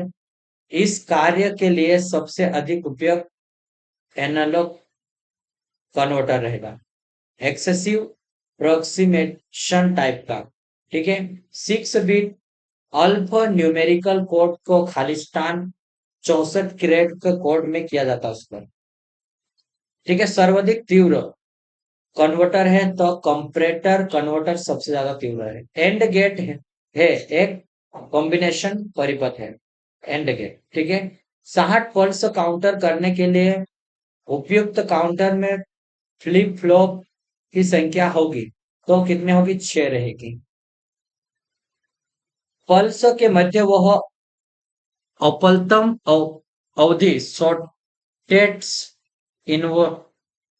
इंटरवल जिसमें बाइनरी एक स्टेट से दूसरे स्टेट में स्विच करता है तो कहलाती है वो रेजोसिंग टाइम, रेजोल्विंग टाइम कहलाएगा, रेजोल्विंग टाइम कहलाएगा। डेसिबल संख्या 2 को ग्रे कोड है, 2 का, तो 1 2 ये वाला हमारा ग्रे कोड होगा। बुलियन व्यक्त है तो इसमें हम करेंगे इसको कन्वर्ट करना, ये हमारे पास फार्मूला याद रखना। स्टेबल मल्टी वाइब्रेटर की होती है तो 2 क्वार्सिस टेबल स्टेट की रहेगी। हाफ एडर द्वारा ए तथा बी का योग सम प्राप्त होगा तो ये हमारे पास रहेगी। स्टेबल मल्टी वाइब्रेटर को खालिस्तान समान उपयोग में लाया जा सकता है वोल्टेज से फ्रीक्वेंसी में कन्वर्ट करने के लिए स्टेबल मल्टी वाइब्रेटर को उपयोग में लाया जाता है। ठीक है, यदि दो नॉर्मली ओपन कॉन्टेक्ट को नॉर्मली क्लोज्ड रिले की श्रेणी में प्रयोग किया जाए तब इस परिपथ द्वारा लॉजिक ऑपरेशन होता है नो। ठीक है, एन आउटपुट बिट्स के लिए सक्सेसिव एप्रोक्सीमेशन विधि में आवश्यक क्लॉक पल्स की संख्या है तो n+2 और n। ठीक है, के मैप द्वारा चर राशि वेरिएबल के व्यंजकों को सरल रिड्यूस करना अधिक उपयोग होगा तो ये 4 होगा। एक 2 इनपुट गेट द्वारा बाइनरी गुण, बाइनरी मल्टीप्लायर मल्टीप्लिकेशन की क्रिया की जाती है, इसके लिए उपयुक्त गेट है तो एंड गेट है। एक मल्टी वाइब्रेशन द्वारा उत्पन्न पल्स की विड्थ प्रोपेगेशन डिले, यदि पल्स ट्रेंड को पीरियड टी तब रेस अराउंड कंडीशन को हटाने के लिए शर्त है तो ये हो जाएगी हमारे पास। सीमिट ट्रिगल को प्रयोग किया जाता है तो एक फ्लिप फ्लॉप के समान होता है। डेसिमल संख्या 17 को बाइनरी में लिखने के लिए आवश्यक डिजिट की संख्या रहेगी तो 5 डिजिट की रहेगी। ठीक है, 60 हर्ट्ज इनपुट देकर 1 हर्ट्ज आवृत्ति प्राप्त करने के लिए प्रयोग किया जाएगा तो device by 60 counter. Totem pole, totem pole driver के साथ वायर्ड एंड कनेक्शन का प्रयोग नहीं किया जाता क्योंकि ट्रांजिएंट धारा स्पाइक उत्पन्न होते हैं। व्यंजक, व्यंजक ए कोष्टक में a+b में पृथक a को a+0 लिखने पर व्यक्त कर के रूप में तो a के रूप में इसको लिखेंगे। एफएम ब्रॉडकास्ट में प्रयुक्त उच्चतम मॉड्यूलेशन फ्रीक्वेंसी सामान्य होती है तो ये 50 केजी हर्ट्ज की रहेगी। ठीक है, प्री इम्फेक्शिव का उपयोग खालिस्तान एम्पलीफायर करने के लिए किया जाता है तो हाई फ्रीक्वेंसी में किया जाता है। फेज डिस्क्रिमिनेटर को स्लोप डिटेक्टर की तुलना में लाभ है तो ग्रेटर लिमिटिंग। एक स्टेबलाइजर रेक्टेंस मॉड्यूलेटर एएफसी प्रणाली में डिस्क्रिमिनेटर की आवृत्ति बहुत कम नहीं होनी चाहिए अन्यथा सिस्टम फेल हो जाएगा। ठीक है, एफएम सिग्नल जनरेट करने की इनडायरेक्ट विधि है arm strong modulation. Am broadcast में प्रयुक्त उच्चतम मॉड्यूलेशन फ्रीक्वेंसी होती है तो 5 kilo hertz. Collector modulation am amplifier में कंपोनेंट्स मॉड्यूलेटिंग सिग्नल को कैरियर में ऐड करता है तो मॉड्यूलेशन ट्रांसफार्मर। फ्रीक्वेंसी मॉड्यूलेशन में मॉड्यूलेशन इंडेक्ट समानुपाती होता है तो ये हमारे पास रहेगा। ठीक है, रेडियो डिटेक्टर है फेस डिस्क्रिमिनेटर की तुलना में लीनियरिटी कम होती है। डीएसबी तथा एसएसबी ट्रांसमीटर में अंतर है। तो डीएसबी में दो साइड बैंड्स के साथ एक कैरियर हो सकती है, अन्यथा नहीं हो सकती है, जबकि एसएसबी में बिना कैरियर के दो साइड बैंड में से एक हो सकते हैं। एक तरंग को मॉड्यूलेशन इंडेक्स 1 के साथ फ्रीक्वेंसी मॉड्यूलेट किया जाता है तथा इसकी फ्रीक्वेंसी 8 गुनी कर दी जाती है, तो मॉड्यूलेशन इंडेक्स का मान होगा तो 8 गुना बढ़ जाता है। ट्रांसमीटर में बफर एम्पलीफायर का कार्य है, तो मास्टर ऑसिलेटर को हार्मोनिक्स जनरेटर से अलग करना रहता है। ठीक है। कंपेक्टिंग का उपयोग खालिस्तान के लिए किया जाता है। पीसीएम में लघु स्मॉल सिग्नल को क्वांटाइजिंग डिस्ट्रैक्शन से सुरक्षा करने में। परिपथ एसएसबी को डिमोडुलेट नहीं किया जा सकता, तो फेस डिस्क्रिमिनेटर द्वारा। ठीक है। बैंड विथ किस कंपनसेटर द्वारा बढ़ाई जा सकती है, तो फेस लीडर नेटवर्क द्वारा। और किसी सिस्टम में ट्रांसफर फंक्शन द्वारा निम्न में से किसका अध्ययन किया जा सकता है, तो ट्रांजेंट व्यवहार, स्टेडी स्टेट व्यवहार का। एक काउंटर कंट्रोलर की इनपुट होती है, तो एरर सिग्नल। एक कंट्रोलर सिस्टम में उत्पन्न एरर सिग्नल नियत कांस्टेंट है, इस क्रिया की आउटपुट होगी तो लीनियर होगी। एससीआर का पूरा नाम रहता है सिलिकॉन कंट्रोल रेक्टिफायर। एससीआर का उपयोग किया जाता है स्पीड कंट्रोलर और इल्यूमिनेशन कंट्रोलर में और वेल्डिंग कंट्रोलर में इसका किया जाता है। ठीक है। ट्रायक कितने परत वाली पीएन संधि है, तो ट्रायक में 4 लेयर रहती है। ठीक है। और 3 टर्मिनल। एससी आर की कोम्यूटेशन विधि है, तो इसकी 4 कोम्यूटेशन विधि है। कितने? 4। विद्युत मशीन में थायरिस्टर का उपयोग किया जाता है। हाँ, इसका उपयोग किया जाता है। सिंक्रो ट्रांसमीटर किस प्रकार का कार्य करता है, तो एक ट्रांसफार्मर मोटर के समान काम करता है सिंक्रो ट्रांसमीटर। ठीक है। किसी लीनियर सिस्टम का विवरण देने में प्रारंभिक बिंदु स्टार्टिंग पॉइंट सिस्टम है, तो उपकरण समीकरण हो सकता है ये। एक उत्तम कंट्रोलर प्रणाली में निम्न के अतिरिक्त सभी गुण होते हैं, तो उत्तम कंट्रोलर में स्लो रिस्पॉन्स के सिवाय सभी गुण रहेंगे। ठीक है। इलेक्ट्रोमैकेनिकल डिवाइस है, तो लीनियर वेलेबल डिफरेंशियल ट्रांसड्यूसर। ठीक है। ये एलवीडीटी बोलेंगे इसको। गेन के कम मान के लिए रूट, तो लूप ट्रांसफर फंक्शन के पल्स के समीप होने चाहिए।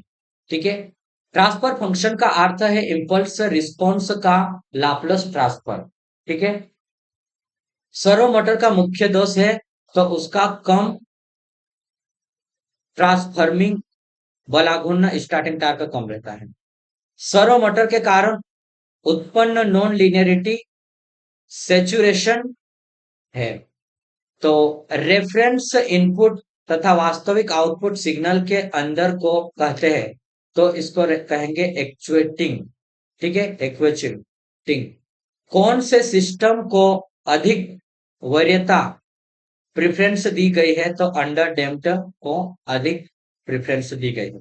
ठीक है। यदि कंट्रोल सिस्टम का डैम्पिंग फैक्टर 1 है, तो रिस्पॉन्स होगा तो क्रिटिकल डैम्प्ड रहेगा। न्यूमेटिक कंट्रोल प्रणाली में विद्युत सिग्नल के समान है, तो प्रवाह के अवरोध restriction of flow. Feedback signal तथा रेफरेंस सिग्नल बराबर होने पर कौन सा सिग्नल शून्य हो जाएगा, इनपुट सिग्नल इसका हो जाएगा। यदि इस सिस्टम को फ्रीक्वेंसी रिस्पॉन्स जनरेट करने के लिए साइनसोइडल इनपुट को प्रोसेस माना जाए, तब यह होगा तो लो पास फिल्टर रहेगा। और एक स्टेबल कंट्रोल सिस्टम में बैकलेस होने का क्या परिणाम होता है, तो कम आयाम दोलन। ठीक है। लो लेवल ऑसिलेशन होगा। ठीक है। अब हम बात करेंगे सेल। ठीक है। सोल सेल फोटोवोल्टाइक डिवाइस है ये, और इंडक्शन टाइप वाट मीटर का उपयोग किया जाता है, तो एसी मापने के लिए किया जाता है, एसी पावर को मापने के लिए। अत्यधिक उच्च प्रतिरोध उदाहरण इंसुलेशन प्रतिरोध को मापने के लिए हम मेगर का यूज करेंगे। और थर्मिस्टर का प्रतिरोध ताप गुणांक होता है तो नेगेटिव और उच्च होता है। ठीक है, नेगेटिव और उच्च रहेगा इसमें। ठीक है, धारा एमीटर क्या है? ये धारा एमीटर में शंट मीटर की रेंज बढ़ाने के लिए हम मीटर के समांतर में श्रेणी में कनेक्ट किए जाते हैं। ठीक है, और एनर्जी मीटर की डिस्क की स्पीड उस अवस्था में स्थिर होती है जब ऑपरेटिंग टार्क और ब्रेकिंग टार्क दोनों बराबर रहेगी तो वो स्थिर रहेगी। ठीक है, एनर्जी मीटर की डिस्क में स्पिंडल के विपरीत दिशा में दो छिद्र रहते हैं, तो वो शून्य लोड पर जो क्रिपिंग होता है ना, उस लॉस को, क्रिपिंग एरर को समाप्त करने के लिए किया जाता है। ठीक है, एम्पियर आवर मात्रक कैसा है? सेल की कैपेसिटी को बताता है ये। ठीक है, एमीटर का प्रतिरोध बहुत अधिक होने पर परिपथ में धारा बहुत कम हो सकती है। ठीक है, कैपेसिटर का क्षण प्रतिरोध मापा जाता है तो शेयरिंग ब्रिज विधि द्वारा यह क्षण प्रतिरोध मापा जाता है। ठीक है, इंडक्शन मापी जाती है तो मैक्सवेल ब्रिज द्वारा इंडक्शन मापा जाता है। इंसुलेशन चेक करने के लिए उपयुक्त है तो मेगर है। और एमीटर का आंतरिक प्रतिरोध बहुत कम होना चाहिए एमीटर का, तो क्या होगा? परिपथ में धारा न्यूनतम प्रभाव के लिए। ठीक है, और 100 किलो ओम प्रतिरोध बहुत उच्च है जो कि मेगर से उसको मेजर करते हैं हम। ट्रांसड्यूसर वह डिवाइस है जो एक प्रकार की ऊर्जा को दूसरे प्रकार की ऊर्जा में कन्वर्ट करता है। ठीक है, उन इंस्ट्रूमेंट में जिसमें चुंबकीय क्षेत्र दुर्बल होता है, प्रयोग होता है, तो वायु घर्षण डैम्पिंग का यूज किया जाता है वहां पर। ठीक है, एयर फ्रिक्शन डैम्पिंग का यूज किया जाता है। वह इंस्ट्रूमेंट जिसको केवल ऐसी राशि के मापन के लिए प्रयोग किया जाता है तो इंडक्शन टाइप इंस्ट्रूमेंट है। और PMMC meter AC voltage supply से कनेक्ट करेंगे तो वो जीरो रीडिंग देगी। ठीक है, एसी इंस्ट्रूमेंट की रेंज को बढ़ाने के लिए इंस्ट्रूमेंट ट्रांसफार्मर का हम यूज करेंगे। ठीक है, क्रिपिंग सामान्य वाट आवर मीटर में होता है। ठीक है, पोटेंशियोमीटर द्वारा मुख्यतः ईएमएफ की तुलना की जाती है। ठीक है, वाट मीटर ऑपरेशन आधारित है तो विद्युत चुंबकीय सिद्धांत पर आधारित वाट मीटर है। Moving iron instrument AC DC मापन के लिए उपयोग किया जाता है। मेगर सामान्य मूविंग कोयल टाइप इंस्ट्रूमेंट है। कैसा? मूविंग कोयल टाइप इंस्ट्रूमेंट है मेगर। ठीक है, क्यों? क्योंकि उसमें कोयल रहता है, वो मूव करती है। वाट हॉट वायर इंस्ट्रूमेंट प्रदर्शित करता है उष्मा के आधार पर ट्रू वैल्यू मतलब आरएमएस वैल्यू को वो मेजर करेगा। इंडिकेटिंग इंस्ट्रूमेंट में कंट्रोलिंग तार को उत्पन्न किया जाता है तो स्प्रिंग और गुरुत्वाकर्षण कंट्रोलिंग का यूज करके किया जाता है इसमें इंडिकेटिंग में। ठीक है, अब हम देखेंगे इसमें और भी इंपॉर्टेंट जितने हमारे पास 200 मेगावाट स्तर के प्रतिरोध मापने के लिए हम करेंगे मेगर का यूज करेंगे। और हॉट वायर इंस्ट्रूमेंट का डिफ्लेक्शन निर्भर करता है तो ये एसी के आरएमएस मान पर निर्भर करेगा हॉट वायर इंस्ट्रूमेंट का। ठीक है, और वोल्ट मीटर एमीटर दोनों की भांति प्रयोग किया जाता है तो मिली एमीटर को मल्टीमीटर को हम यूज करेंगे। ठीक है, 1600 डिग्री सेल्सियस से अधिक ताप मापने के लिए हम थर्मो इलेक्ट्रिक पायरोमीटर का यूज करते हैं। और किस यंत्र में अधिकतम पावर क्षय होता है तो डायनामोमीटर टाइप इंस्ट्रूमेंट में पावर लॉसेस अधिक होता है। ठीक है, थर्मोकपल ट्रांसड्यूसर का प्रयोग ताप मापने के लिए किया जाता है। और कैपेसिटर की प्लेटों के मध्य डाइलेक्ट्रिक पदार्थ रखने पर कैपेसिटी बढ़ती है। और वह इंस्ट्रूमेंट जो मूल चार्ज मीटर है तो बैलिस्टिक गैल्वेनोमीटर मूल चार्ज मीटर है। क्यू मीटर के ऑपरेशन का सिद्धांत आधारित है तो श्रेणी अनुनाद पर है। और प्रतिरोध थर्मोमीटर को सामान्य प्रयोग किया जाता है तो ये किया जाता है 300 डिग्री फ़ारेनहाइट से कम ताप के मापन के लिए किया जाता है प्रतिरोध का। ठीक है, और धारा ट्रांसफार्मर की सेकेंडरी को सदा एक निम्न प्रतिरोध के एमीटर और निम्न प्रतिरोध द्वारा शॉर्ट सर्किट किया जाता है। इसका उद्देश्य है प्राइमरी में धारा प्राइमरी लोड को निर्धारित नहीं होती है। और hot wire metre Perani gauge का उपयोग किया जाता है तो गैसों के प्रवाह और गैस के दाब के मापन के लिए। शेयरिंग ब्रिज का उपयोग किया जाता है पराविद्युत हानि को मापने के लिए किया जाता है, कैपेसिटर को मेजर करने के लिए इसका यूज करेंगे। फ्रीक्वेंसी मापने के लिए विन ब्रिज का यूज किया जाता है। और लीनियर गति को विद्युत सिग्नल कन्वर्ट करता है तो एलवीडीटी रहता है। और पीएमएमसी मीटर एसी मापने के से कनेक्ट करेंगे तो मीटर रीडिंग क्या देगा? जीरो देगा। और लीनियर वेरिएबल डिफरेंशियल ट्रांसफार्मर है तो एलवीडीटी है। ठीक है, एक ट्रांसड्यूसर जिसे परिवर्तित कैपेसिटर की भांति प्रयोग किया जाता है, तो वेरेक्टर होता है ये। शेयरिंग ब्रिज का उपयोग इनपुट वोल्टेज को मापने के लिए किया जाता है, और कैपेसिटर की डाइलेक्ट्रिक हानि मापी जाती है तो शेयरिंग ब्रिज के द्वारा। और स्टेन गेज एक निष्क्रिय ट्रांसड्यूसर है, यह मैकेनिकल विस्थापन को प्रतिरोध में परिवर्तित करती है। ठीक है, स्टेन गेज इंडक्शन की बड़े रेंज के मापन के लिए उपयोग किया जाता है। एडिसन ब्रिज का सीआरओ प्रदर्शित करता है, एसी और डीसी सिग्नल को दोनों को प्रदर्शित करता है सीआरओ। ठीक है, और आगे देखेंगे हम, कम मान के प्रतिरोध के मापन के लिए केल्विन डबल ब्रिज का यूज किया जाता है। सीआरओ को डिफ्लेक्शन सेंसिटिविटी का मात्रक रहता है, एमएम पर वोल्ट रहता है। वह यंत्र जिसके मापन के समय अधिकतम पावर वेव होता है, तो ये हॉट वायर इंस्ट्रूमेंट है। ठीक है, गुरुत्व द्वारा नियंत्रित यंत्र में स्केल यूनिफॉर्म नहीं होता, बल्कि सिरों पर क्राउडेड होता है, क्योंकि धारा डिफ्लेक्शन कोण के साइन के समानुपाती होता है। स्टैंडर्ड प्रतिरोध को निर्मित करने में उपयोग किया जाता है, तो मैग्नेट पदार्थ का उपयोग किया जाता है। कैंटिलीवर सिस्टम के समान है, तो व्हीटस्टोन ब्रिज के समान है ये। और बैटरी में लोलक एक्शन रोका जा सकता है, तो जिंक इलेक्ट्रोड की पारे से कटिंग कर प्रतिरोध का एब्सोल्यूट मापन किया जाता है, तो लोरेंज विधि के द्वारा एब्सोल्यूट मापन किया जाता है। एक एमीटर को वोल्टमीटर की तरह प्रयोग किया जा सकता है। एमीटर की कुंडली की श्रेणी में अधिक मान की प्रतिरोध को अगर हम कनेक्ट करेंगे, तो उसका हम एमीटर को वोल्टमीटर में के रूप में यूज कर सकते हैं। ठीक है, और यह यंत्र जिसे डीसी पर प्रयोग नहीं किया जाता, तो प्रेरण प्रारूपी रहता है। एक आदर्श वोल्टमीटर का प्रतिरोध होता है अनंत प्रतिरोध होता है। आदर्श एमीटर का प्रतिरोध शून्य होता है। और यदि यंत्र में अवमंदन बलागुना डैम्पिंग टार्क की व्यवस्था ना हो, तो सूचक अपनी अंतिम स्थिति पर प्राप्त करने में दोलन करेगा। ठीक है, एक ऊर्जा मापी पर कोई लोड नहीं है, परंतु उसकी डिस्क बहुत धीमी से परिभ्रमण करते हैं। इसका कारण है तो क्रिपिंग है। और मापन यंत्र में पॉइंटर के पीछे दर्पण लगाने का उद्देश्य क्या है, तो पॉइंटर तथा उसके प्रतिबिंब के मध्य पैरेलेक्स दूर को मापन त्रुटि को दूर की जा सकते हैं।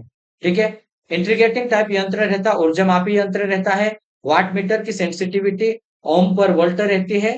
ठीक है, और पीजोमीटर का उपयोग किया जाता है अति निम्न दाब पर राशि के मापन में किया जाता है। 2 वाट मीटर विधि में दोनों वाट मीटर की रीडिंग समान रहती यूनिटी पावर फैक्टर पर, और 2 वाट मीटर विधि में 1 वाट मीटर की रीडिंग शून्य रहेगी, तो हमारी क्या रहेगी, पावर फैक्टर 0.5 होगा। 2 वाट मीटर विधि में शक्ति मापन की जा सकती है, संतुलन और असंतुलन दोनों प्रकार की। ठीक है, 2 वाट मीटर विधि दोनों वाट मीटर के पाठ्यांक धनात्मक होगा जब हमारा पावर फैक्टर 0.5 से ऊपर होगा, तो ठीक है। यदि शक्ति मापन की 2 वाट मीटर विधि में कुल शक्ति व्यव्य 500 5000 वाट मापी गई, यदि लोड शुद्ध प्रतिरोध है, तो दोनों वाट मीटर की रीडिंग 50-50% रहेगी, 25-2500 तक रहेगी है। ठीक है,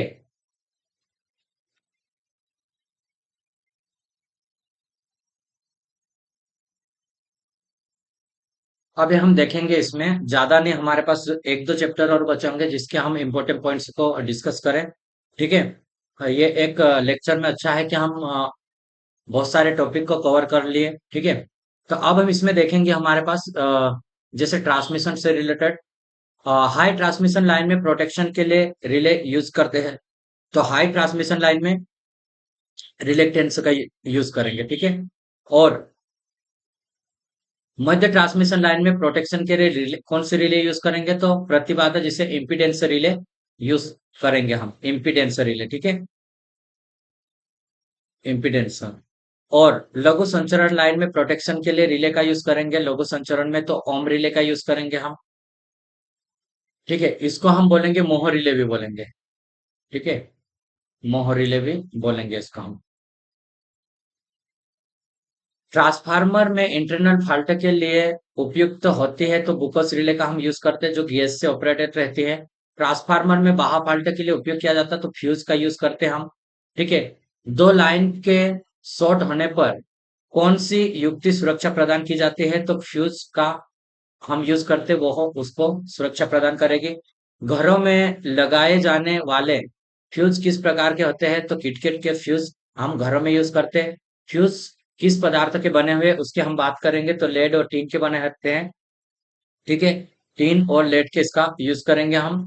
और बुकस रिले में जो पदार्थ चालन के लिए उपयोग किया जाता है बुकोस रिले में, वो मरकरी का हम यूज करते हैं। बुकोस रिले में जो पदार्थ चालन के लिए यूज किया जाता है।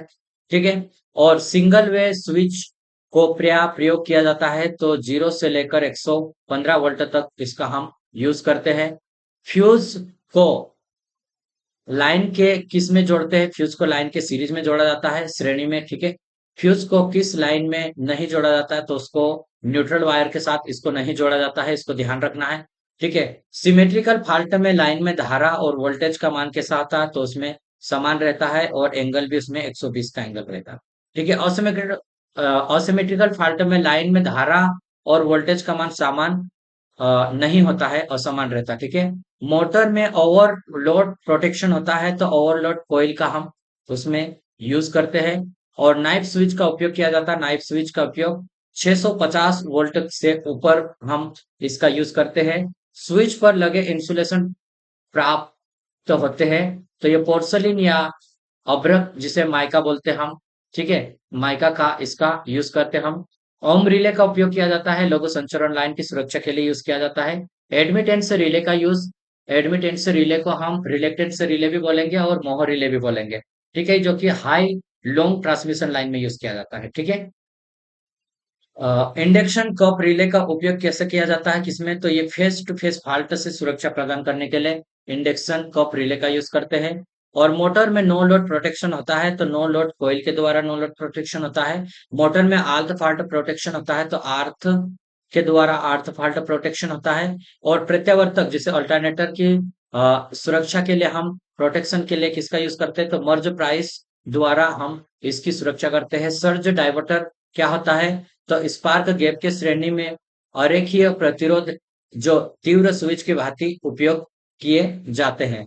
ठीक है, अब हम देखेंगे, नेक्स्ट हम देखेंगे लाइटनिंग अरेस्टर का काम क्या है। तो आकाश से बिजली से बचने के लिए हम लाइटनिंग अरेस्टर का यूज करते हैं। और मेगर का प्रयोग मेजर करने में यूज किया जाता है तो प्रतिरोध, उच्च प्रतिरोध या इंसुलेशन को मेजर करने के लिए यूज किया जाता है। औद्योगिक प्लांट में आर्थिंग रेजिस्टेंस कितने ओम का बनाया जाता है? आर्थिंग रेजिस्टेंस तो ये हमारे पास औद्योगिक प्लांट में 0.25 से लेकर 1 ओम के बीच में हम इसका बनाते हैं। मनुष्य का रेजिस्टेंस कितना होता है? तो 1 किलो ओम या फिर 1000 ओम होता है। मेगर एक प्रकार का जनरेटर है जो फॉल्ट को मेजर करता है। ठीक है, और मिनिमाइज ऑयल सर्किट ब्रेकर में कम ऑयल प्रयोग किया जाता है तो आर्क को बुझाने के लिए इसका कम ऑयल का प्रयोग किया जाता है। मेगर में कितने वोल्ट ईएमएफ उत्पन्न होता है? तो 120 से 150 वोल्ट मेगर में वोल्टेज उत्पन्न होती है। मेगर में लगे पॉइंटर को कंट्रोल किया जाता है तो कोयल के द्वारा इसको कंट्रोल किया जाता है, पॉइंटर को कंट्रोल किया जाता है। मेगर केबल की फाल्ट स्थिति में पॉइंटर बताता है, ओपन स्थिति में असीमित प्रतिरोध दिखाएगा और शॉर्ट सर्किट की स्थिति में 0 दिखाएगा। लाइटनिंग अरेस्टर पर वोल्टेज अधिक होने पर प्रतिरोध का मान कैसा होगा? कम होगा। और लाइटनिंग अरेस्टर में वोल्टेज कम होने पर प्रतिरोध का मान अधिक होगा। डीओएल स्टार्टर में ओवरलोड और नो लोड की सुरक्षा प्रदान करता है तो बायमेटेलिक ट्रिप द्वारा किया जाता है। बायमेटेलिक ट्रिप किस पदार्थ का बना रहता है? तो ये अलग अलग कोफिशिएंट मटेरियल के बनाए जाते हैं। कोफिशिएंट मतलब अलग अलग टेम्परेचर कोफिशिएंट के। ठीक है, उच्च आवृत्ति एसी वोल्टेज के मापन के लिए किस युक्ति का प्रयोग किया जाता है? तो पीक वोल्टमीटर का प्रयोग किया जाता है। शक्ति प्रणाली में सर्ज वोल्टेज उत्पन्न होने का क्या क्या कारण है? तो तड़िप और स्विचिंग दोष का कारण है। ठीक है, और उच्च धारा को मापने के लिए किस युक्ति का उपयोग किया जाता है? तो यह करंट ट्रांसफार्मर का यूज किया जाता है उच्च धारा मापने के लिए। और उच्च वोल्टेज मापने के लिए किस युक्ति का उपयोग किया जाता है? वोल्टेज ट्रांसफार्मर का यूज किया जाता है। और उच्च वोल्टेज मीटर में सेकेंडरी कॉइल की संख्या प्राइमरी की अपेक्षा होती है तो ये कैसी होती है? कम होती है। और विभव ट्रांसफार्मर का उपयोग किया जाता है तो अधिक वोल्टेज मापने के लिए विभव ट्रांसफार्मर का प्रयोग किया जाता है। एमीटर में धारा की रेंज बढ़ाने के लिए संट विधि का हम यूज करेंगे। और वोल्टमीटर में वोल्टेज की रेंज बढ़ाने के लिए गुणक मेथड का यूज करेंगे। ठीक है। सिंगल फेज मोटर में प्रोटेक्शन किया जाता है तो फ्यूज के द्वारा हम इसका प्रोटेक्शन करेंगे, और सिंगल फेज मोटर में प्रोटेक्शन किया जाएगा तो रिले के द्वारा भी हम करेंगे।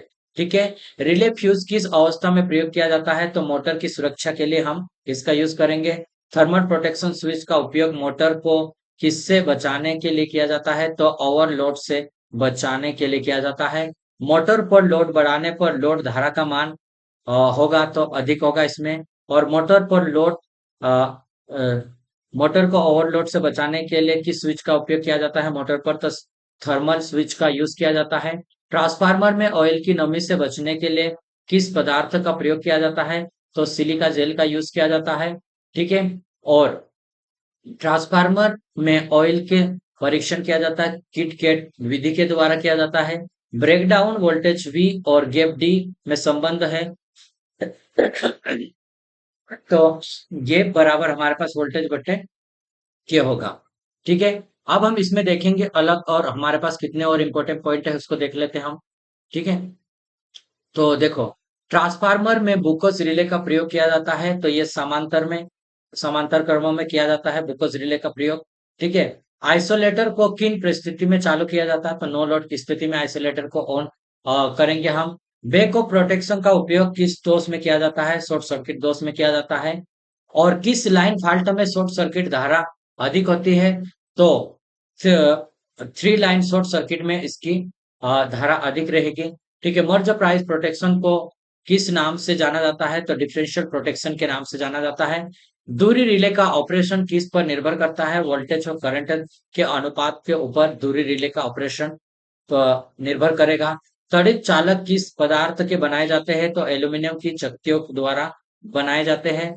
मर्ज प्राइस प्रोटेक्शन का उपयोग किसकी सुरक्षा के लिए किया जाता है, तो ट्रांसफार्मर तथा जनरेटर के लिए किया जाता है। फ्यूज का मुख्य फंक्शन क्या है, तो परिपथ को फाल्ट की परिस्थिति में ओपन करना है, परिपथ को फाल्ट की परिस्थिति में ओपन करना है।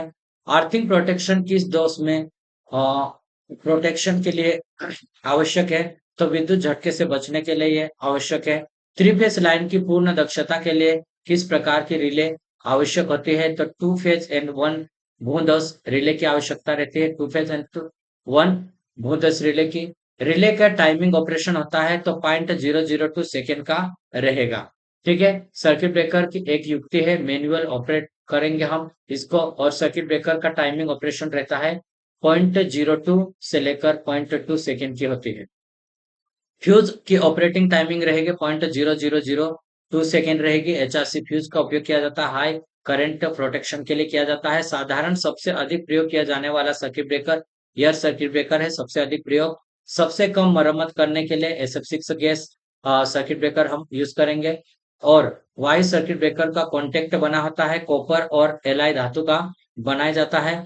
और वाई सर्किट ब्रेकर की आर्किंग बुझाने के लिए उपयुक्त विधि है तो वायु है, और एक्स्ट्रा हाई टेंशन के लिए उपयुक्त सर्किट ब्रेकर है तो SF6 सर्किट ब्रेकर है। रेलवे में सामान्य कौन सी, तो एयर ब्रेकर सर्किट ब्रेकर का यूज करेंगे हम। रिमोट ऑपरेशन के लिए सर्किट ब्रेकर तो संट ट्रिप सर्किट ब्रेकर का यूज करेंगे। सर्किट ब्रेकर की मेकिंग करंट सामान्य की जाती है तो अधिक मान की। रिले की प्रचालन कुंडली को सप्लाई को दी जाती है तो ट्रांसफार्मर द्वारा दिया जाता है। यदि सर्किट ब्रेकर में आर्क की लंबाई बढ़ती है तो आर्क प्रतिरोध अधिक होगा। और रिएक्टर का उपयोग किया जाता है तो शॉर्ट सर्किट की स्थिति में करंट को कम करने के लिए किया जाता है। सबमेरीन में विद्युत ऊर्जा का स्रोत है तो बैटरी। और स्लिप रिंग मोटर में स्टार्टिंग करंट को कम करने के लिए किया जाता है तो रोटर में प्रतिरोध को जोड़कर। ठीक है। अब हम बात करेंगे इसमें इलेक्ट्रॉनिक के, तो पी प्रकार के अर्धचालक में बहुसंख्या आवेश कैसे रहेंगे, तो हॉल रहेंगे बहुसंख्या, और माइनॉरिटी तो इलेक्ट्रॉन रहेंगे। ठीक है। पी प्रकार के अर्धचालक निर्मित होते हैं तो सिलिकॉन में गैलियम के मिलाने से। पी एन संधि डायोड में अग्र फॉरवर्ड बायस विन्यास।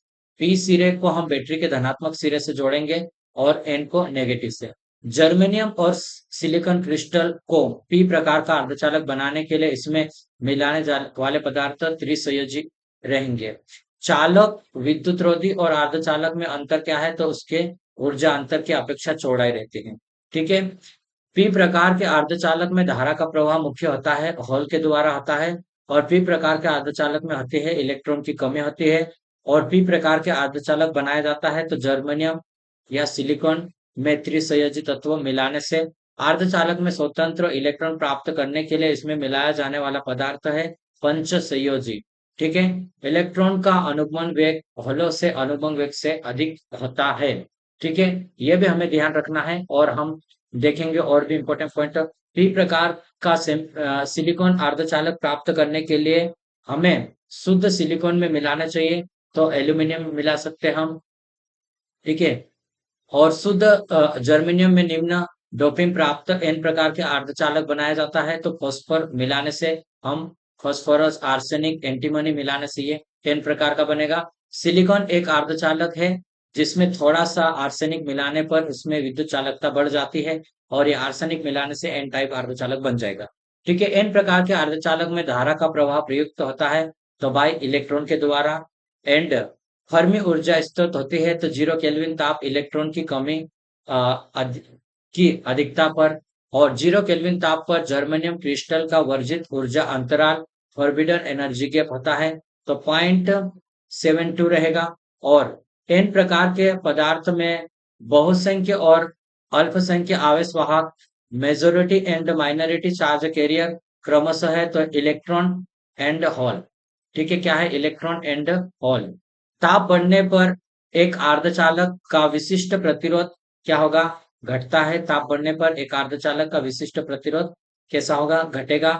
चालन बैंड, कंडक्शन बैंड, रिक्त और संयोजी बैंड, वैलेंस बैंड में इलेक्ट्रॉन से भरा रहता है तो कुचालक में रहता है। पश्च अभिनीति रिवर्स बायस की अवस्था में धारा साधारणतः बहुत कम माइक्रो एम्पियर में रहती तो पीएन संधि में रहेगा। ठीक है। एक अर्धचालक में विद्युत चालकता उसका तापमान बढ़ने के साथ बढ़ता है, और जर्मेनियम और सिलिकॉन क्रिस्टल में बंध का प्रयोग होता है तो कोवेलेंट बैंड का यूज होता है। ठीक है। एक पदार्थ का संयोजी बैंड, वैलेंस बैंड और चालन बैंड के अंतर को हम ऊर्जा स्तर कहते हैं। और इसमें 0.7 इलेक्ट्रॉन वोल्ट ये किसका रहेगा? तो जर्मेनियम का। और सिलिकॉन का 1.21 रहेगा हमारे पास। ठीक है। चालन इलेक्ट्रॉन की गतिशील हॉलो से अधिक होती है क्योंकि इसकी गति करने के लिए कम ऊर्जा की आवश्यकता होती है।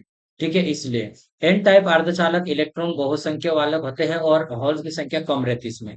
एक शुद्ध अर्धचालक में इलेक्ट्रॉन और होल दोनों ही के कारण इसमें करंट प्रवाहित होगी। और किसी विद्युत रोधी इंसुलेशन में संयोजी बैंड एंड कंडक्शन बैंड के बीच में ऊर्जा अंतराल बहुत अधिक होगा। इंसुलेशन में अर्धचालक में चालन बैंड में उपस्थित इलेक्ट्रॉन को कहते हैं हम फ्री इलेक्ट्रॉन कहते हैं।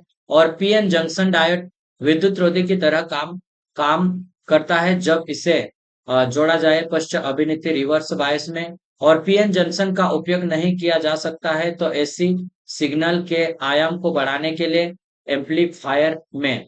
ठीक है। पीएन जंक्शन अगर अभिनीति फॉरवर्ड बायस में है तो उसका प्रतिरोध होगा तो कुछ ओम में होगा, और रिवर्स बायस में रहेगा तो मेगा ओम में होगा। ठीक है। किसी अर्धचालक डायोड में अग्रगामी विभव फॉरवर्ड वोल्टेज को दुगना कर दिया जाए तो अवक्षय परत डिफ्लेक्शन लेयर की मोटाई आधी हो जाएगी। और एक दृष्टि रेक्टिफायर का उपयोग किया जाता है तो परिवर्ती विभव को दृष्टि विभव में बदलने के लिए, रेक्टिफायर एसी को डीसी में परिवर्तित करने के लिए इसका यूज किया जाता है। ठीक है। नेक्स्ट हम देखेंगे ट्रांजिस्टर बनाए जाते हैं तो डोपिंग अर्धचालक से। पीएन जंक्शन डायोड का उपयोग किया जाता है तो यह रेक्टिफायर में किया जाता है। ठीक है। और डायोड वाल्व का आविष्कार किया था फ्लेमिंग ने किया था। रेडियो और टीवी जिसमें वाल्व लगे होते हैं चालू करने पर तुरंत नहीं बजते, जबकि ट्रांजिस्टर युक्त तुरंत चालू हो जाते हैं। इसका कारण क्या है? तो वाल्व तंतु होने में थोड़ा सा मतलब गर्म होने में उसमें समय लगेगा। इंट्रिंसिक सेमीकंडक्टर कहलाता है, शुद्ध अर्धचालक कहलाएगा। अर्धचालक में होल होते हैं तो धन आवेश होते हैं और इलेक्ट्रॉन ऋण आवेश रहते हैं। ठीक है। यदि क्रिस्टल डायोड को फॉरवर्ड वोल्टेज बढ़ा दिया जाए तो डिफ्लेक्शन लेयर की मोटाई क्या होगी? घट घट जाएगी। पीएन जंक्शन की मोटाई होती है तो 10⁻⁻6 सेंटीमीटर होती है। और एन प्रकार का अर्धचालक है तो ये इलेक्ट्रिकली न्यूट्रल होता है। अर्धचालक का एक उदाहरण है तो सिलिकॉन, जर्मेनियम है। और सिलिकॉन की बैंड अंतराल ऊर्जा forbidden energy gap 1.1 electron volt होता है। ट्रांजिस्टर बनाने के लिए प्रयोग उपयोगी पदार्थ है, तो ये सिलिकॉन होता है ट्रांजिस्टर बनाने के लिए। पी टाइप अर्धचालक में होल होते हैं तो इलेक्ट्रॉन की कमी के कारण होते हैं। और पीएन जंक्शन पर बनने वाली विभव टेकरी पोटेंशियल बैरियर की ऊंचाई उल्टा बायस देने पर बढ़ती है। और पी प्रकार का अर्धचालक बनाने के लिए शुद्ध जर्मेनियम के साथ मिलाई जाने वाली अशुद्ध होगी तो एल्यूमिनियम होगा। और पी प्रकार के अर्धचालक में बहुसंख्य तथा अल्पसंख्य आवेश वाहक होते हैं, क्रमशः होल एंड इलेक्ट्रॉन होंगे। और 0 डिग्री केल्विन पर जर्मेनियम का टुकड़ा होता है, कुचालक की तरह वो काम करेगा। एन प्रकार के अर्धचालक में फॉरवर्ड बायस तथा रिवर्स बायस स्थिति में प्रतिरोध को हम देखेंगे। पी प्रकार के अर्धचालक में तो 1 और 10⁴ मतलब रिवर्स बायस में ज्यादा रहेगा। पी एन डायोड में पोटेंशियल बैरियर का कारण है, तो संधि के निकट धनावेश और ऋणावेश को कंसंट्रेशन, ठीक है। और निज अर्धचालक इंट्रिंसिक सेमीकंडक्टर में कमरे के तापमान पर इलेक्ट्रॉन और होलों की संख्या समान रहती है। जर्मेनियम में इंडियम की अशुद्धि मिलाने पर पी प्रकार का अर्धचालक बनेगा और एंटीमनी को मिलाने पर एन प्रकार का। निजी अर्धचालक में फर्मी ऊर्जा स्तर होता है, तो वर्जित ऊर्जा अंतराल फॉरबिडन एनर्जी गैप के मध्य। कोई निज अर्धचालक कुचालक जैसा व्यवहार करेगा तो 0 केल्विन ताप पर और 0 डिग्री केल्विन पर अर्धचालक का प्रतिरोध होता है अनंत रहेगा। 0 डिग्री केल्विन पर अर्धचालक का प्रतिरोध। पीएन जंक्शन में एवलेंच एवलेंच धारा बहती है, जबकि बायस हो तो रिवर्स बायस होगा। शुद्ध अर्धचालक में चालन बेन और संयोजी बेन के मध्य ऊर्जा अंतराल होता है, तो कैसा होगा, 0 होगा। जर्मेनियम को एन प्रकार के अर्धचालक में बदलने के लिए अशुद्धि मिलानी होगी, तो आर्सेनिक अशुद्धि मिलानी होगी। ठीक है, तो ये थे हमारे पास इतने पूरे के पूरे, हम वॉल्यूम 2 का पूरे वॉल्यूम 2 यूथ कंपटीशन के जितने भी हमारे पास ऑनलाइन क्वेश्चन थे उसे हमने कंप्लीट कर लिया है। अब हम इसमें देखेंगे अ, अगले वॉल्यूम 1 का जितना भी है उसका भी हम 1 घंटे 2 घंटे में इसको कंप्लीट करने की कोशिश करेंगे। यदि वीडियो आपको पसंद आता है तो अवश्य इसको लाइक करें, सब्सक्राइब करें। जिस एग्जाम की आप तैयारी कर रहे हैं वो कमेंट बॉक्स में आप बता सकते हैं, जिस एग्जाम को आप टारगेट कर रहे हैं। मैं आपको बताता हूँ कि आने वाली जितने भी एग्जाम है, जैसे कि भेल हो गया, डीएफसीसीएल हो गया, आरआरबी जेईई हो गया, उन सभी एग्जामों के लिए आप इसको रिवीजन पर्पज से आप इसको देख सकते हैं। और जब भी आप ट्रेवलिंग कर रहे हैं या कहीं पे भी आप जा रहे आ रहे हैं तो इसमें थ्योरी है, आप इस आवाज को सुनकर भी आपकी तैयारी को मजबूत कर सकते हैं।